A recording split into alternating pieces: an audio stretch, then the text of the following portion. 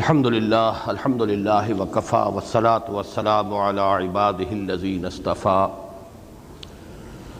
خصوصا علی افضلہم وخاتم النبیین محمد الامین وعلی آلہ وصحبہ اجمعین اما بعد۔ آج ہمیں سورۃ الطارق کا مطالعہ کرنا ہے۔ افسوس یہ ہے کہ ہمارا پروجیکٹر آج کام نہیں کر رہا ہے، تو آپ کو اس سورہ مبارکہ کا متن اپنے سامنے نہیں نظر آئے گا۔ اس کے لیے اپنی یادداشت پر وہ حضرات جنہیں یہ سورہ مبارکہ یاد ہے، اور میں سمجھتا ہوں کہ یہ تو چھوٹی صورتوں میں سے ہے، کافی ساتھیوں کو یہ سورہ مبارکہ یاد ہوگی، تو وہ متن جو ہے اپنی یادداشت ہی سے پڑھیں۔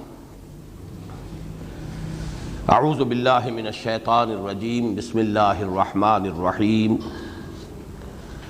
والسماء والطارق وما أدراك ما الطارق النجم الثاقب إن كل نفس لما عليها حافظ فلينظر الإنسان مما خلق من ماء دافق يخرج من بين الصلب والترائب إنه على رجعه لقادر يوم تبلى السرائر فما له من قوة ولا ناصر والسماء ذات الرجع والأرض ذات الصدع إنه لقول فصل وما هو بالهزل إنهم يكيدون كيدا وَأَكِيدُ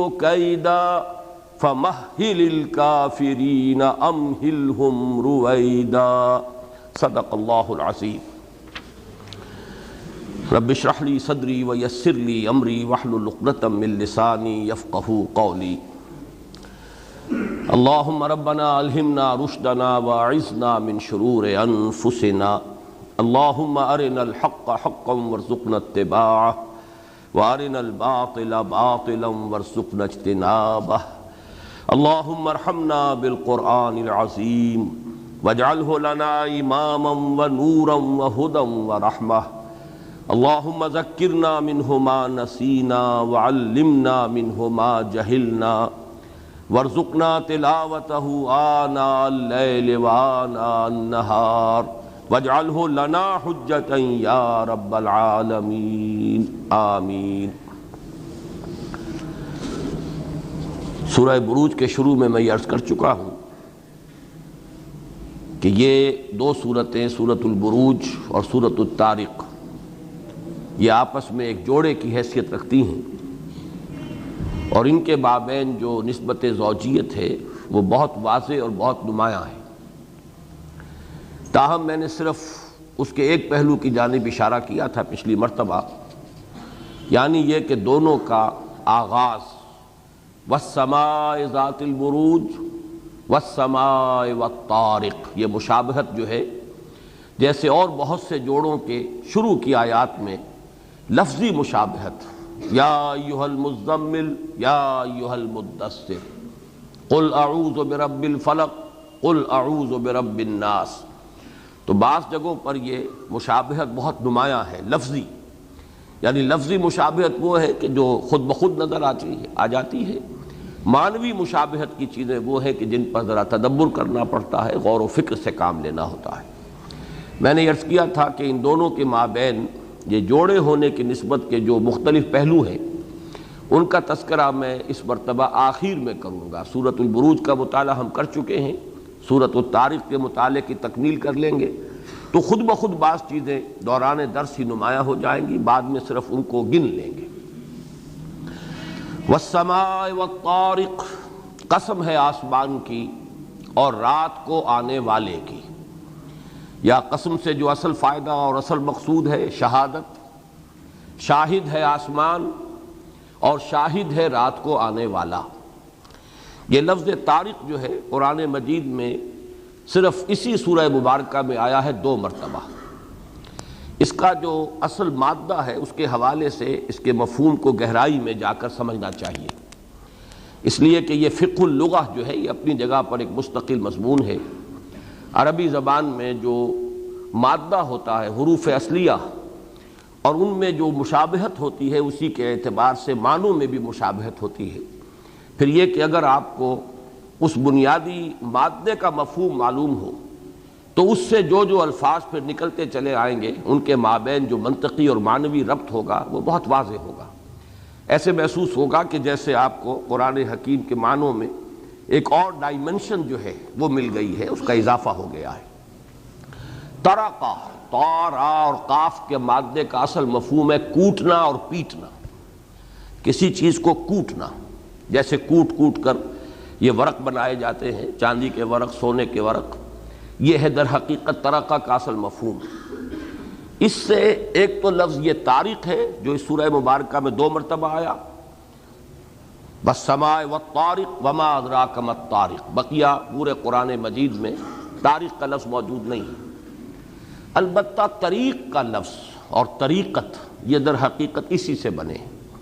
طریق راستے کو کہتے ہیں، اور طریقت بھی در حقیقت اسی سے پھر مزید ایک اس میں اضافہ ہوگا۔ طریق کو طریق کیوں کہا جاتا ہے راستے کو؟ ہم آج کل تو زیادہ مانوس ہیں ان سڑکوں سے جن کو پہلے کوٹ کوٹ کر بنا دیا جاتا ہے، پھر آرام سے ان پر ہم چلتے ہیں۔ پچھلے زمانے میں راستے بنتے ہی تھے لوگوں کے چلنے سے، گویا کہ لوگ چل چل کر اپنے قدموں سے اس زمین کو کوٹ کوٹ کر ہموار کرتے تھے۔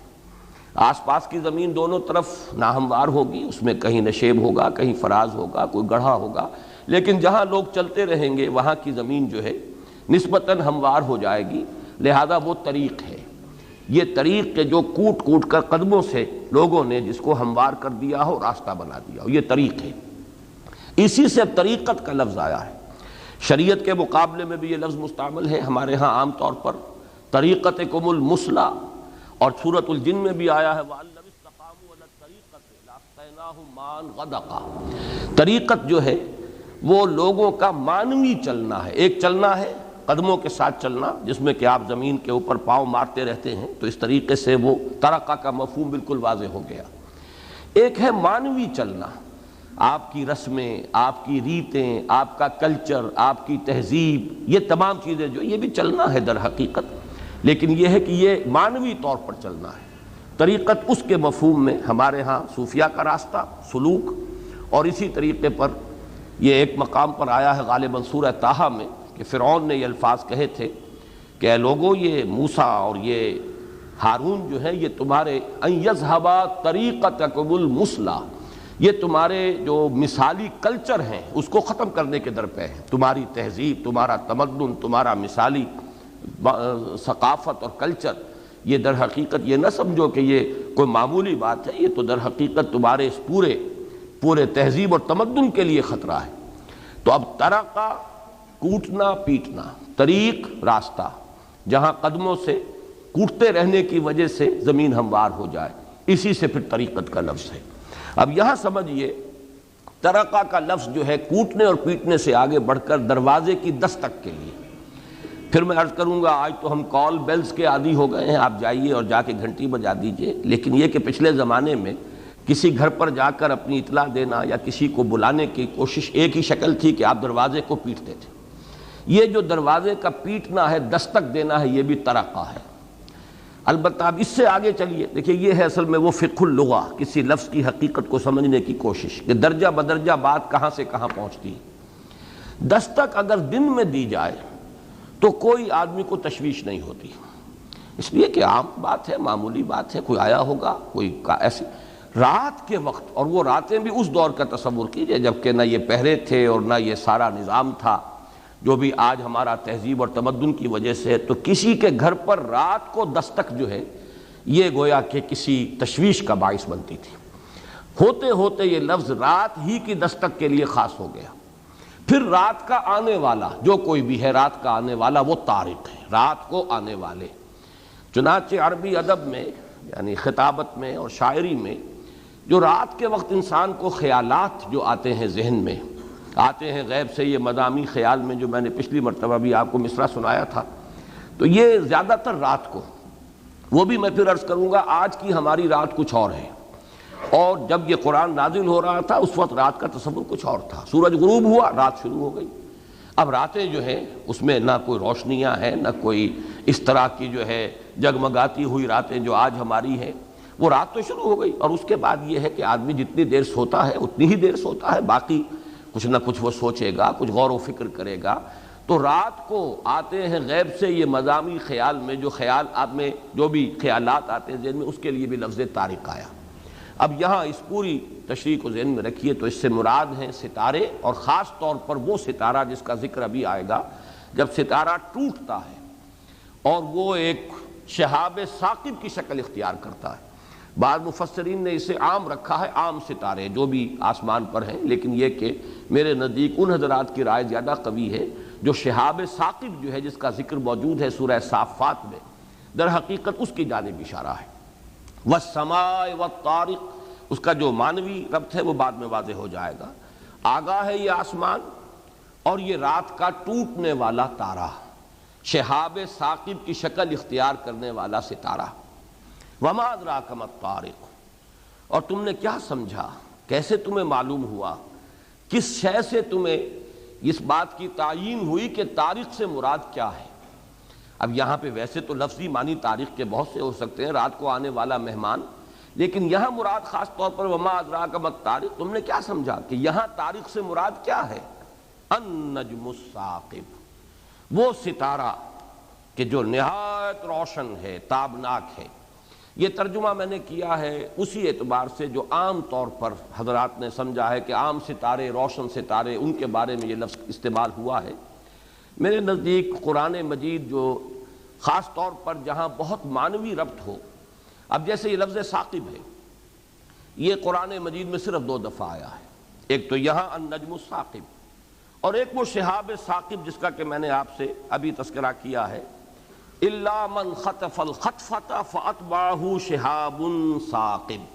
یہ سورہ صافات کی آیت ہے. اور اس کو یوں سمجھ لیجئے کہ جو نظام اس کائنات کا ہے، خاص طور پر اللہ تعالیٰ کے احکام جو فرشتے لے کر نازل ہوتے ہیں، اور ان میں بھی خاص طور پر وحی، اس کی حفاظت کا ایک خصوصی اہتمام ہے جو اللہ تعالیٰ نے اپنی اس کائنات میں کیا ہے. اور وہ یہ ہے کہ یہ بڑے بڑے جو ستارے ہیں جنہیں سابقہ صورت میں بروج سے تعبیر کیا ہے، والسماء ذات البروج، اور اس پر میں پوری تفصیل سے گفتگو کر چکا ہوں کہ قلعہ بندیاں ہیں، یہاں حفاظت کا اہتمام کیا گیا ہے. یہاں میزائل تیار رکھے ہیں کہ اگر کوئی جن، اگر وہ کوشش کرتا ہے کوئی شیاطین جن میں سے کہ وہ کوئی بات لے اڑے، من استرق السمع، چوری چھپے کوئی چیز جو ہے وہاں سے سانگل لینے کی کوشش کرے، جیسے یہاں آیا الا من خطف الخطفۃ، جو کوئی بھی چاہے کہ کوئی چیز اچک لے جائے. خطفہ کے معنی ہے اچک لینا، کہ فرشتہ وہی لے کر آ رہا ہے، اس سے کوئی شے اچک لے، کوئی بات جو ہے سانگن لے لے. کوئی حکم ہے جو لے کر فرشتہ نازل ہو رہا ہے کسی بھی اللہ تعالیٰ کی تدبیر کے ضمن میں، وہاں سے اگر وہ اچک لیتا ہے اور آ کر اپنے وہ کاہن جو تھے موکل، اگر ان کو آ کر بتا دیتا تھا تو ظاہر بات ہے کہ ان کی دکان چمکتی تھی کہ اب یہ ہونے والا ہے. غیب کی پیشین گوئیاں دنیا میں اسی ذریعے سے ہوتی رہی. یہ چیزیں عام طور پر اور عام دنوں میں تو ان پر اتنی زیادہ قدغنیں نہیں تھیں. اللہ تعالیٰ نے کاہنوں کی روزی کا بھی سامان رکھا ہوا تھا کہ وہ کچھ نہ کچھ وہ شیاطین جن ان کے کانوں میں آ کر پھونکے مارے، اور ان کے حوالے سے، ان کے ذریعے سے وہ اپنی دکان چمکائیں اور روزی کمائیں. لیکن وحی کے زمانہ نزول پہ ان پر سخت قدغنیں عائد کر دی جاتی تھی. یہ مضمون سورہ جن میں بڑی وضاحت کے ساتھ آیا ہے. وہاں جنات کا یہ قول نقل ہوا ہے، وَإِنَّا كُنَّا نَقْعُدُ مِنْهَا مَقَاعِدَ لِلسَّمْعِ فَمَنْ يَسْتَمِعِ الْآنَ يَجِدْ لَهُ شِهَابًا رَصَدًا. ہم اس سے پہلے بیٹھا کرتے تھے، کوئی ٹوہ لگایا کرتے تھے، ہمارے اپنے جو ہیں وہ مورچے تھے جن میں بیٹھ کر ہم فرشتوں سے کچھ چیزیں جو ہیں کچھ سانگل لینے کی کوشش کرتے تھے. کوئی ایسی ہم پر پابندی نہیں تھی. لیکن یہ کہ اب اگر کسی نے جا کر کوشش کی تو وہ پائے گا اپنے لیے گھات میں شہاب، ایک انگارہ جو ہے وہ گھات میں ہوگا کہ جو اس کا فوراً پیچھا کرے گا. اس کے لیے میں لفظ میزائل استعمال کیا ہے. اور ذہن میں رکھیے والسماء ذات البروج، در حقیقت اب ایک مفہوم جو ہے ان دونوں صورتوں کے مابین معنوی ربط کا ایک پہلو واضح ہو گیا. والسماء ذات البروج میں جو بات آئی تھی در حقیقت وہی بات ہے کہ جس کی طرف اشارہ کیا جا رہا ہے، والسماء والطارق وما ادراک ما الطارق النجم الثاقب. یہ جو بروج ہیں آسمان میں، یہ جو قلعے ہیں اللہ کے، یہاں پہ جہاں پہ اللہ نے حفاظت کا سامان کیا ہے، جہاں سے کہ کھدیڑ دیا جاتا ہے شیاطین جن کو، جہاں ان کی گھات میں پہلے سے گویا کہ موجود ہیں شہاب ثاقب، وہ شہاب ثاقب وہی تو ہے النجم الثاقب جسے تم دیکھتے ہو، تم کہتے ہو ستارہ ٹوٹا ہے، یہ تو اصل میں اللہ تعالیٰ کی طرف سے ان شیاطین جن کو کھدیڑنے کے لیے، انہیں بھگانے کے لیے یہ ایک حفاظتی تدبیر ہے جو ہوئی ہے۔ وَالسَّمَاءِ ذَاتِ الْبُرُوجِ، اسی کی شرح پر یہ پہلے 3 آیات جو ہے مشتمل ہیں، جو فرمایا گیا وَالسَّمَاءِ وَالطَّارِقِ وَمَا أَدْرَاكَ مَا الطَّارِقُ النَّجْمُ الثَّاقِبُ۔ ثاقب کے لفظی معنی بھی سمجھیے، ثقبہ کا مادہ آتا ہے عربی زبان میں کہیں سوراخ کرنے کے لیے، ثقبہ ثقبن، یہ اس کا جو مصدر ہوگا ثقبن، اس سے مفہوم بالکل ایک ہی ہے اور معین ہے، سوراخ کرنا۔ چنانچہ مسقب کہتے ہیں، مسقب جو کہ کسی جگہ پر سوراخ کرنے کے لیے بطور آلہ استعمال کی جا رہی ہو کوئی شے، آج کی زبان میں ہم برما کہیں گے، برمے کے ذریعے سے سوراخ کیا جاتا ہے، یہاں سے یہ لفظ آگے بڑھا ہے۔ اور کہیں بھی اگر اس سے کوئی مشابہت پائی جاتی ہے کہ جیسے کہیں کوئی سوراخ کر دیا گیا ہو، اس کے لیے یہ لفظ استعمال ہو رہا ہے۔ مثلاً گھٹا ٹوپ اندھیرا ہے اور کوئی روشنی چمکی ایک دم، تو یہ بھی گویا کہ روشنی کی اس چٹان میں ایک سوراخ ہے کہ جو اس اندھیرے کی چٹان میں ایک سوراخ ہے کہ جو روشنی کے ذریعے سے ہو گیا ہے، لہذا کسی شے کا ایک دم چمک اٹھنا، اس کے لیے بھی یہ لفظ آئے گا۔ کسی شخص کا ایک دم مشہور ہو جانا، اس کے لیے بھی یہ لفظ آئے گا۔ کسی کی رائے کا اتنا پھیل جانا کہ وہ نافذ ہو جائے، اس کے لیے بھی ثقوب کا لفظ آئے گا۔ اور پہاڑوں میں ایسے راستے کہ جہاں روشنی نظر آ رہی ہو، اس کو بھی ثاقب، یہی ثقوب سے اس کا، اور یہ اسی مصدر سے اس کے لیے بھی لفظ ہے کہ اگر فرض کیجئے کہ آپ پہاڑوں میں چل رہے ہیں اور آپ کو کہیں کوئی نظر آئی، کوئی غار ہے، تو آپ کو محسوس ہوگا یہ غار ہے، اندر سے بند ہوگی، لیکن اس غار میں کہیں اگر تھوڑی سی روشنی بھی نظر آ جائے تو معلوم ہوا کہ یہ آر پار راستہ ہے، یہاں یہ غار جو ہے بند غار نہیں ہے بلکہ آر پار راستہ ہے، اسے آپ سرنگ کہہ لیجئے، اس کو بھی اسی لفظ سے تعبیر کیا جائے گا۔ تو یہ در حقیقت اس لفظ کا اصل مفہوم ہے۔ اور جب وہ آپ کو ہمارے مشاہدے کی بات ہے، جب وہ ستارہ ٹوٹتا ہے تو رات کی تاریکی میں جس طرح کی ایک لکیر جیسے کہ سوراخ کر رہا ہو، رات کی تاریکی میں سوراخ کرتا ہوا وہ میزائل گزرتا ہے، اس اعتبار سے اسے شہاب ثاقب کہا گیا۔ والسماء والطارق وما ادراک ما الطارق النجم الثاقب، شاہد ہے آسمان اور شاہد ہے رات کا آنے والا، رات کو ظاہر ہونے والا، رات کو نمایاں ہونے والا۔ اور تمہیں کیا اندازہ ہوا، کیا ہے وہ، کون سی چیز مراد ہے اس وقت، رات سے آنے والی کون سی چیز؟ رات کو تمہارے ذہنوں میں خیالات بھی آتے ہیں، رات کو کوئی مہمان بھی آ جاتا ہے، رات کو کوئی ڈاکو بھی آ جاتے ہیں، لیکن وما ادراک ما الطارق، تم نے کیا سمجھا کہ یہاں طارق سے مراد کیا ہے؟ النجم الثاقب، وہ ستارہ کہ جو تاریکی کی چٹان کو یا تاریکی کو چیرتا ہوا رات کو تمہیں آسمان پر نظر آتا ہے، یہ ہے وہ شہاب ثاقب جس کے ذریعے سے کہ ان بروج میں اللہ تعالیٰ نے حفاظت جو ہے وحی کی خاص طور پر حفاظت اور اپنے اور دوسرے احکام جو ہے ان کی حفاظت کا سامان کیا ہے۔ اب آگے چلیے، ان کل نفس لما علیہا حافظ، میں اس کا ترجمہ پہلے کر دیتا ہوں سادہ الفاظ میں تاکہ پہلے ہم مانن غور کر لیں کہ کیا مناسبت ہے ان قسموں سے اس مقسم علیہ کی۔ مقسم علیہ یہ ہے جس پر قسم کھائی جا رہی ہے، ان کل نفس لما علیہا حافظ، نہیں ہے کوئی جان مگر یہ کہ اس پر ایک نگہبان موجود ہے، ایک نگران موجود ہے، معین ہے، تعینات ہے۔ اس کا معنوی رب سمجھ لیجئے کہ جیسے کہ آپ قرآن مجید میں دیکھتے ہیں کہ آفاق اور پھر انفس، آفاق کی آیات، انفسی آیات، دو حصوں میں گویا کہ تقسیم کیا جاتا ہے کہ یہ کائنات جو ہمارے باہر کی ہے یہ آفاق ہے، کھول آنکھ زمین دیکھ، فلک دیکھ، فضا دیکھ۔ ایک دنیا ہمارے اندر آباد ہے، وفی انفسکم افلا تبصرون، سنریہم آیاتنا فی الآفاق وفی انفسہم حتی یتبین لہم انہ الحق، ہم عنقریب انہیں دکھائیں گے اپنی نشانیاں آفاق میں بھی اور ان کی اپنی جانوں میں بھی، یہاں تک کہ یہ بات بالکل مبرہن ہو جائے گی، واضح ہو جائے گی کہ یہ قرآن حق ہے۔ یہ جو سورہ حامی مسجدہ کی آیت ہے، آخری سے پہلی آیت، یہ بڑی اہم ہے اور آج کے درس میں بعد میں بھی اس کا حوالہ آئے گا۔ آفاق اور انفس، ان دونوں کو سمجھیے کہ یہ دو عالم ہیں۔ ایک عالم انسانی وجود جو ہے، انسانی ہستی، اس سے باہر کا مادی عالم، ایک اس کے اپنے اندر ایک دنیا آباد ہے، وَفِي أَنفُسِكُمْ أَفَلَا تُبْصِرُونَ۔ تو جو حفاظت کا اللہ تعالیٰ نے اہتمام کیا ہے اس خارجی آفاقی عالم میں، اسی طرح کی حفاظت کا سامان انفسی عالم کے اندر بھی ہے۔ ہر جان پر ایک نگران موجود ہے۔ یہ جان جو ہمارے اندر ہے، یہ نفس کہ جو ہمارے باطن میں ہے، اس کے اوپر بھی اللہ تعالیٰ نے ہر ایک کے اوپر ایک نگران مقرر کیا ہے۔ ان کل نفس لما علیہا حافظ۔ گویا کہ ان دونوں صورتوں میں جو ان کے مطالعے ہیں، یعنی شروع کی آیات، ان کے اندر جو معنوی ربط ہے وہ یہ ہے کہ اس میں اشارہ تھا اس آسمانی حفاظتی انتظامات، آفاق کے اندر جو اللہ تعالیٰ نے جو شیاطین جن ہیں ان کی طرف سے حفاظت کا بندوبست کیا ہے، اور یہاں اشارہ ہو رہا ہے خود انسان کے اوپر جو نگرانی ہے اور جو حفاظت اس کی ہو رہی ہے۔ اس کو یوں سمجھیے کہ جیسے سورہ قیامہ میں فرمایا گیا اَيَحْسَبُ الْإِنسَانُ أَن يُتْرَكَ سُدًى، کیا انسان نے یہ سمجھا ہے کہ یوں ہی چھوڑ دیا جائے گا بیکار شے سمجھ کر؟ یعنی یہ کہ انسان نے در حقیقت اپنے آپ کو بہت انڈر ریٹ کیا ہے، وہ اپنے آپ کو حیوان سمجھ بیٹھا ہے، جیسے اور حیوان ہے، گدھا ہے، گھوڑا ہے، بس یہ بھی ذرا سا سلائٹلی مور ایوالوڈ، ذرا ہائر لیول پر ہے ایولیوشن کے، باقی کوئی بنیادی فرق نہیں ہے۔ حالانکہ انسان کی حقیقت تو یہ کہ اس میں ہم نے اپنی روح میں سے پھونکا ہے، وَنَفَخْتُ فِيهِ مِن رُوحِي۔ یہ انسان اس امانت کا امین ہے کہ جو کائنات اٹھا نہ سکی۔ إِنَّا عَرَضْنَا الْأَمَانَةَ عَلَى السَّمَاوَاتِ وَالْأَرْضِ وَالْجِبَالِ فَأَبَيْنَ أَن يَحْمِلْنَهَا وَأَشْفَقْنَ مِنْهَا وَحَمَلَهَا الْإِنسَانُ۔ انسان کو تو وہ امانت دی گئی، یہ امانت وہ روح ربانی ہے۔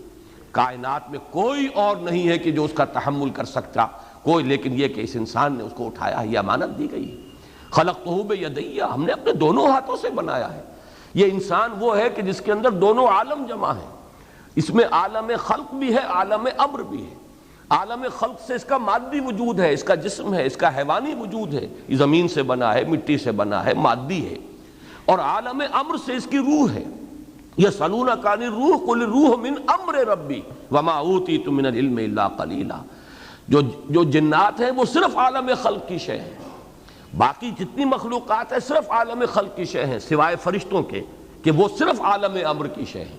لیکن انسان ہے کہ جہاں دونوں عالم آ کر جمع ہو گئے ہیں، اسی لیے فرمایا خلقتہ بیدیہ، اپنے دونوں ہاتھوں سے۔ گویا کہ یہاں پہ مراد کیا ہے؟ ایک میرا عالم خلق ہے، ایک میرا عالم امر ہے، اور جامع وجود جو ہے اس انسان کا ہے۔ تو کیا یہ انسان ایسے ہی چھوڑ دیا جائے گا؟ ہم اس کی نگرانی نہیں کریں گے، ہم اس کی حفاظت نہیں کریں گے؟ ہم نے تو ہر انسان کے اوپر ایک حافظ، اور حافظ کے دونوں معنی اس ذہن میں رکھیے، ایک وہ کہ جو اس کی حفاظت کرنے والا، دفاع کرنے والا ہے، اس کو بچا رہا ہے۔ جب تک اللہ چاہتا ہے کہ اس دنیا میں انسان رہے، آفات سماویہ سے، آفات ارضیہ سے، جیسے کہ میں نے بارہا مثال دی ہے کہ کبھی کبھی واقعتاً انسان محسوس کرتا ہے کہ زناٹے کے ساتھ کوئی گاڑی قریب سے ایسے گزرتی ہے کہ آدمی محسوس کرتا ہے کہ میرے بچنے کی کوئی شکل نہیں تھی، یہ اتنی قریب سے گزری ہے۔ محسوس کرتا ہے کہ کسی غیر مرئی طاقت نے مجھے ہاتھ سے گویا کہ دھکیلا ہے اور بچایا ہے، ورنہ میرے بچنے کا کوئی امکان نہیں تھا۔ کوئی طاقتیں ہیں کہ جو ہماری حفاظت کر رہی ہیں، اور جب تک کہ وہ وقت معین نہیں آتا کوئی ہمیں مارنے والا نہیں، کوئی جو ہے اللہ تعالیٰ کے اذن کے بغیر ہمارے لیے ہلاکت کا کوئی شے ذریعہ نہیں بن سکتی۔ یہ ہماری دفاع کا بندوبست ہے اللہ کی طرف سے۔ مزید یہ کہ نگہبان، جیسے کہ فرمایا گیا ہے کہ ہم نے ابھی سورۃ الانفطار میں، اب آپ کو معلوم ہے کہ 2 صورتیں قبل ہی سورہ انفطار آئی ہے، ان علیکم لحافظین کراما کاتبین، تم پر حفاظت کرنے والے ہیں، نگہبان ہیں، وہ بڑی باعزت ہستیاں ہیں، ملائکہ ہیں جو لکھ رہے ہیں تمہارے اعمال کو، تمہاری ایک ایک چیز۔ ما یلفظ من قول الا لدیہ رقیب عتید، ایک ایک حرف جو تمہاری زبان سے نکلتا ہے اس کے لیے جو ہے لینے والے موجود ہیں کہ جو اسے ریکارڈ کر رہے ہیں۔ کوئی شے ضائع ہونے والی نہیں ہے، انسان کا کوئی عمل ضائع ہونے والا نہیں، انسان کی زبان سے نکلا ہوا کوئی حرف ضائع ہونے والا نہیں۔ اَيَحْسَبُ الْإِنسَانُ أَن يُتْرَكَ سُدًى، کیا ایسے پھینک دیا جائے گا؟ کیا ایسی گھٹیا شے ہے؟ کیا اتنی بیکار شے ہے؟ ہماری نگاہوں میں تو یہ اتنی بیکار نہیں، ہم نے اس میں اپنی روح میں سے پھونکا ہے۔ لہذا انسان کا یہ مقام ہے ان کل نفس لما علیہا حافظ، جیسے اس کائنات میں آفاقی طور پر حفاظتوں کا بندوبست ہے، ایسے ہی انفسی سطح پر بھی اللہ تعالیٰ نے حفاظت کا بندوبست کیا ہے۔ اب ذرا اس پر جو ذرا اشکال ہے اس سورہ آیت مبارکہ کے مفہوم میں اور اس کے ترجمے میں، اس کو نوٹ کر لیجئے۔ ایک تو یہ کہ لما کا لفظ جو اس میں آیا ہے اس کے بارے میں دو آراء ہیں۔ ایک تو یہ کہ اس سے مراد صرف لام ہے جو تاکید کے لیے آیا کرتا ہے، ان الانسان لفی خسر۔ البتہ ما یہاں پر جو ہے اضافہ اس کا کر دیا گیا ہے، یہ زائد ہے، اور یہ آہنگ کے لیے، صوتی آہنگ، قرآن مجید کا اپنا ایک ردم ہے، اس کے اندر ایک ڈیوائن میوزک ہے۔ یہ مولانا اصلاحی صاحب کی رائے ہے کہ یہاں یہ ما جو ہے یہ اضافی ہے، اصل میں یہاں پر صرف لام مراد ہے۔ اس کی مثالیں قرآن مجید میں دوسری جگہوں پر ہیں، مثلا مولانا اصلاحی صاحب نے دو مثالیں دی ہیں، وَإِنَّ كُلًّا لَمَّا لَيُوَفِّيَنَّهُمْ رَبُّكَ أَعْمَالَهُمْ، یہ سورہ ہود کی آیت نمبر 111 ہے۔ کوئی انسان ایسا نہیں ہے، کوئی جان ایسی نہیں ہے مگر لازماً اللہ تعالیٰ، یقیناً اللہ تعالیٰ اس کو اس کے پورے پورے اعمال کا بدلہ دے کر رہے گا۔ یہاں پر بھی لما جو ہے یہ انا کے بعد لما، اس میں لما کی جو ہے وہ یعنی عربی گرامر کی روح سے یہاں کوئی معنی نہیں بنتے، صرف لام، انا کے بعد لام آیا کرتا ہے، ان الانسان لفی خسر۔ اسی طرح ان کل ذالک لما متاع الحیات الدنیا سورہ زخرف میں، یہاں پر جو ما ہے وہ اضافی ہے، اور بھی مثالیں امام راضی نے بھی دی ہیں، فبما رحمت من اللہ لنت لہم، یہاں پر بھی ما جو ہے اضافی طور پر ہے۔ تو ایک بات تو جان لیجئے کہ یہ چیز متفق علیہ ہے کہ صوتی آہنگ کو برقرار رکھنے کے لیے قرآن مجید میں کبھی کوئی حرف زائد ہوتا ہے۔ یہ چیز وہ ہے جو جدید مفسرین اور قدیم مفسرین سب کے مابین متفق علیہ۔ البتہ یہاں وہ بات ہے یا نہیں، اس میں اختلاف ہو سکتا ہے۔ دوسری بات یہ نوٹ کیجئے کہ لما کے معنی ایک یہ بھی بیان کیے گئے ہیں کہ یہ اللہ کے معنی میں یہاں آیا ہے، چنانچہ بنی حذیل کی جو لغت ہے اس میں لما بمعنی اللہ مستعمل ہے۔ ظاہر بات ہے کہ جو مختلف لہجے اور مختلف، جو ایک حدیث میں بھی آتا ہے کہ قرآن مجید یہ 7 حرفوں پر نازل ہوا ہے، تو جو عرب میں اور خاص طور پہ قریش کے آس پاس جو قبائل تھے ان کے لہجوں میں اور ان کی گفتگو میں جو تھوڑا تھوڑا فرق تھا وہ قرآن مجید کے اندر وہ موجود ہے، ان سب کو گویا کہ ریکگنائز کیا گیا ہے۔ اس اعتبار سے بعض چیزیں کہ جو زیادہ معروف تو نہیں ہے لیکن یہ کہ کسی قبیلے کے استعمال میں وہ چیز موجود تھی تو اس کو بھی تسلیم کیا جاتا ہے کہ یہاں پہ لما اللہ کے معنی میں ہے۔ ایک اختلاف یہ ہے کہ یہاں ان کل نفس لما علیہا حافظ، ان یا تو ہے ان نافیہ، نہیں ہے کوئی جان، تمام جانیں مگر یہ کہ ان پر کوئی نہ کوئی حافظ موجود ہے۔ ایک یہ کہ یہ ان مخففہ ہے، انا کی بجائے ان آیا ہے، تو یہ اس اعتبار سے مختلف معنی اس آیت کے کیے گئے ہیں، لیکن جہاں تک مراد کا تعلق ہے تقریباً سب کے نزدیک مراد یہی ہے کہ اس سے اشارہ کیا جا رہا ہے کہ کوئی انسان بھی یہ نہ سمجھے کہ اس پر کوئی کسی وقت، کسی لمحے، کسی لحظے کوئی پہرے دار موجود نہیں ہے، کوئی نگہبان موجود نہیں ہے۔ چنانچہ یہاں پر میرے نزدیک جن میں نے مختلف آراء میں سے جس کو ترجیح دی ہے وہ یہ ہے کہ ان یہاں نافیہ ہے، ان کل نفس لما بمانی اللہ، ان کل نفس الا علیہا حافظ، نہیں ہے کوئی جان مگر یہ کہ اس پر حفاظت کرنے والا موجود ہے، اور حفاظت کرنے والے کے بارے میں بھی مختلف آراء ہیں، اس لیے کہ حافظ یہاں واحد آیا ہے تو اس سے مراد اللہ تعالیٰ بھی ہے براہ راست۔ و در حقیقت یہ جتنے افعال فرشتوں کے ذریعے سے ہو رہے ہیں اللہ تعالیٰ انہیں بھی اپنی طرف منسوب کرتا ہے۔ اللہ کی قدرت ہے، جو چاہے کام وہ بغیر کسی فرشتے کو ذریعے کے طور پر اختیار کیے ہوئے، بغیر کسی مادی سبب کو اختیار کیے ہوئے، اللہ تعالیٰ جب چاہے جو کام چاہے اس کے لیے تو صرف کن کہہ دینا کافی ہے۔ اس اعتبار سے یہ کہ اللہ تعالیٰ ہی یہاں پر مراد ہو، ان کل نفس لما علیہا حافظ، نہیں ہے کوئی جان مگر یہ کہ اللہ اس پر نگران ہے۔ اور حافظ یہاں جو نکرہ کی شکل میں آیا ہے تو نکرہ تفخیم کے لیے بھی آتا ہے، حافظ ایک بہت بڑا نگہبان، اور وہ گویا کہ یہاں پہ اللہ تعالیٰ مراد ہے۔ چنانچہ قرآن مجید میں اس کی اور مثالیں بھی ہیں، واللہ خیر حافظا وہو ارحم الراحمین، یہ سورہ یوسف میں آیا ہے، اللہ ہی ہے بہترین حفاظت کرنے والا اور وہی ہے بہترین سب سے بڑھ کر رحم کرنے والا۔ تو یہاں پر مراد حافظ اللہ بھی ہو سکتا ہے۔ اور اگر ہم دیکھیں کہ یہ جو سلسلہ کلام چل رہا ہے، قریب کی جو صورتیں ہیں ان میں کیا مفہوم آیا ہے، تو سورہ انفطار کے اندر جیسا کہ میں نے ابھی عرض کیا مضمون آ چکا ہے، ان علیکم لحافظین کراما کاتبین یعلمون ما تفعلون۔ تو چاہے اللہ تعالیٰ اب بنفس نفیس مراد ہو اور چاہے فرشتے مراد ہوں، معنی اور مراد میں کوئی فرق واقع نہیں ہوتا۔ ان کل نفس لما علیہا حافظ، جیسے ہم نے اس کائنات میں حفاظت کا اہتمام کیا ہے، جیسے یہ بڑے بڑے ستاروں جو ہیں یہ قلعوں کی حیثیت رکھتے ہیں، یہاں قلعہ بندیاں ہیں، شیاطین جن کے خلاف تحفظ کا اہتمام کیا گیا ہے، اسی طریقے سے انسانی جانوں پر بھی نگران موجود ہے۔ کوئی جان نہیں ہے جس پر نگہبان یا نگران یا حافظ یا اس کے بچاؤ کے لیے کوئی موجود نہ ہو۔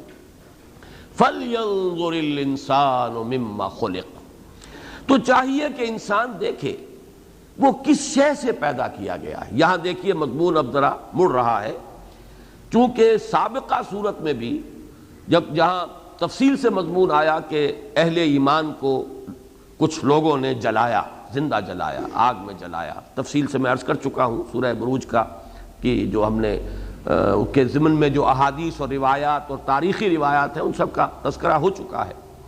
تو اس میں جو تعذیب المسلمین ہے، اہل ایمان کو جو ستایا گیا ہے، تو اہل ایمان کے لیے تسلی، سب سے بڑی جو ہے تسلی وہ اس بات میں ہے کہ یہ زندگی عارضی زندگی ہے، اصل زندگی آخرت کی زندگی ہے۔ آج یہ ابو جہل کو چھٹی ملی ہوئی ہے جو مجھے ستا رہا ہے، لیکن ایک وقت آئے گا کہ پھر اس کو سزا ملے گی اور اس کو بھرپور جو ہے کیفر کردار تک اس کو پہنچا دیا جائے گا، اور مجھے وہاں اللہ تعالیٰ انعام سے نوازے گا۔ اگر میں صبر اور استقامت کا مظاہرہ کروں گا تو اللہ تعالیٰ کی طرف سے روح و ریحان و جنت نعیم، اس کا وعدہ ہے۔ یہ ہے گویا کہ بندہ مومن کے صبر اور استقامت کی سب سے بڑی بنیاد۔ اب یہاں اس کا تعلق ہے معاد سے، آخرت سے۔ وہ جو منکرین تھے وہ آخرت ہی کے منکر تھے، اسی لیے بے پرواہ ہو گئے تھے، انہیں فکر نہیں تھی، کوئی پوچھ گچھ نہیں ہے، کوئی حساب کتاب نہیں ہے، کوئی جزا و سزا نہیں ہے، لہذا اس کی طرف رخ موڑا جا رہا ہے مضمون کا۔ فَلْيَنظُرِ الْإِنسَانُ مِمَّا خُلِقَ، انسان کو چاہیے یہ دیکھے کہ کس شے سے پیدا کیا گیا۔ یہ مضمون چونکہ بہت مرتبہ آیا ہے، جیسے کہ سورہ قیامہ میں أَلَمْ يَكُنْ نُطْفَةً مِّن مَّنِيٍّ يُمْنَىٰ، انسان اگر یہ سمجھتا ہے کہ اس کو مرنے کے بعد دوبارہ اٹھایا نہیں جا سکے گا، ذرا غور کرے، اس کو پہلا جو پیدا کرنے والا ہے پہلی بار، اس کی خلاقی کی قوتیں کہاں ختم ہو گئیں؟ کیا وہ ایک دفعہ بنا کر ایک دفعہ پیدا کر کے اب عاجز ہو گیا؟ جیسے سورہ قاف میں فرمایا افعینا بالخلق الاول، پہلی مرتبہ کے پیدا کرنے نے کیا ہمیں عاجز کر دیا ہے؟ اب ہماری وہ قوت ختم ہو گئی ہے، وہ قدرت ہم سے سلب ہو گئی ہے، معاذ اللہ ثم معاذ اللہ۔ تو اگر انسان صرف کس بات پر غور کرے کہ اسے کس شے سے بنایا گیا، دیکھیے اس میں بھی نوٹ کیجئے، ایک تو ہے انسان کے وجود کا وہ حصہ، اس کی روح، اس کا روحانی وجود، وہ تو غیر مرئی ہے، وہ ہمارے مشاہدے سے خارج ہے۔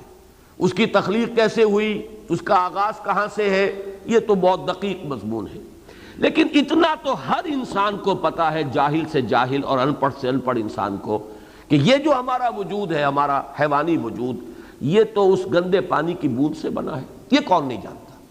لہذا یہیں سے غور کر لو، اس ہستی کی خلاقی کا کوئی اندازہ قائم کرو جس نے تمہیں گندے پانی کی بوند سے بنایا۔ انا خلقنا الانسان من نطفۃ امشاج نبتلیہ فجعلناہ سمیعا بصیرا، اسی گندے پانی کی بوند سے کیا کچھ بنا دیا، اور کیسی کیسی صلاحیتیں اس کے انسان کے اندر پیدا کر دی، کیسے کیسے اعضاء و جوارح، وہ جو فرمایا فی ای صورت ما شاء رکبک، کیسی کیسی صورتیں جو ہے بنائی ہیں، کیسے کیسے معنوی صلاحیتیں، استعدادات، کیسے ظاہری استعدادات، کیسے باطنی استعداد اس میں رکھ دیے گئے۔ اسی گندے پانی کی بوند سے سقراط پیدا ہوا، اسی سے افلاطون پیدا ہوا، اسی سے سکندر اعظم پیدا ہوا، اور کم سے کم جہاں تک یہ جسمانی وجود کا تعلق ہے، اسی سے اولیاء اللہ پیدا ہوئے، بنے، اسی سے انبیاء کرام جو ہیں ان کا بھی جسمانی وجود تو وہیں سے بنا ہے۔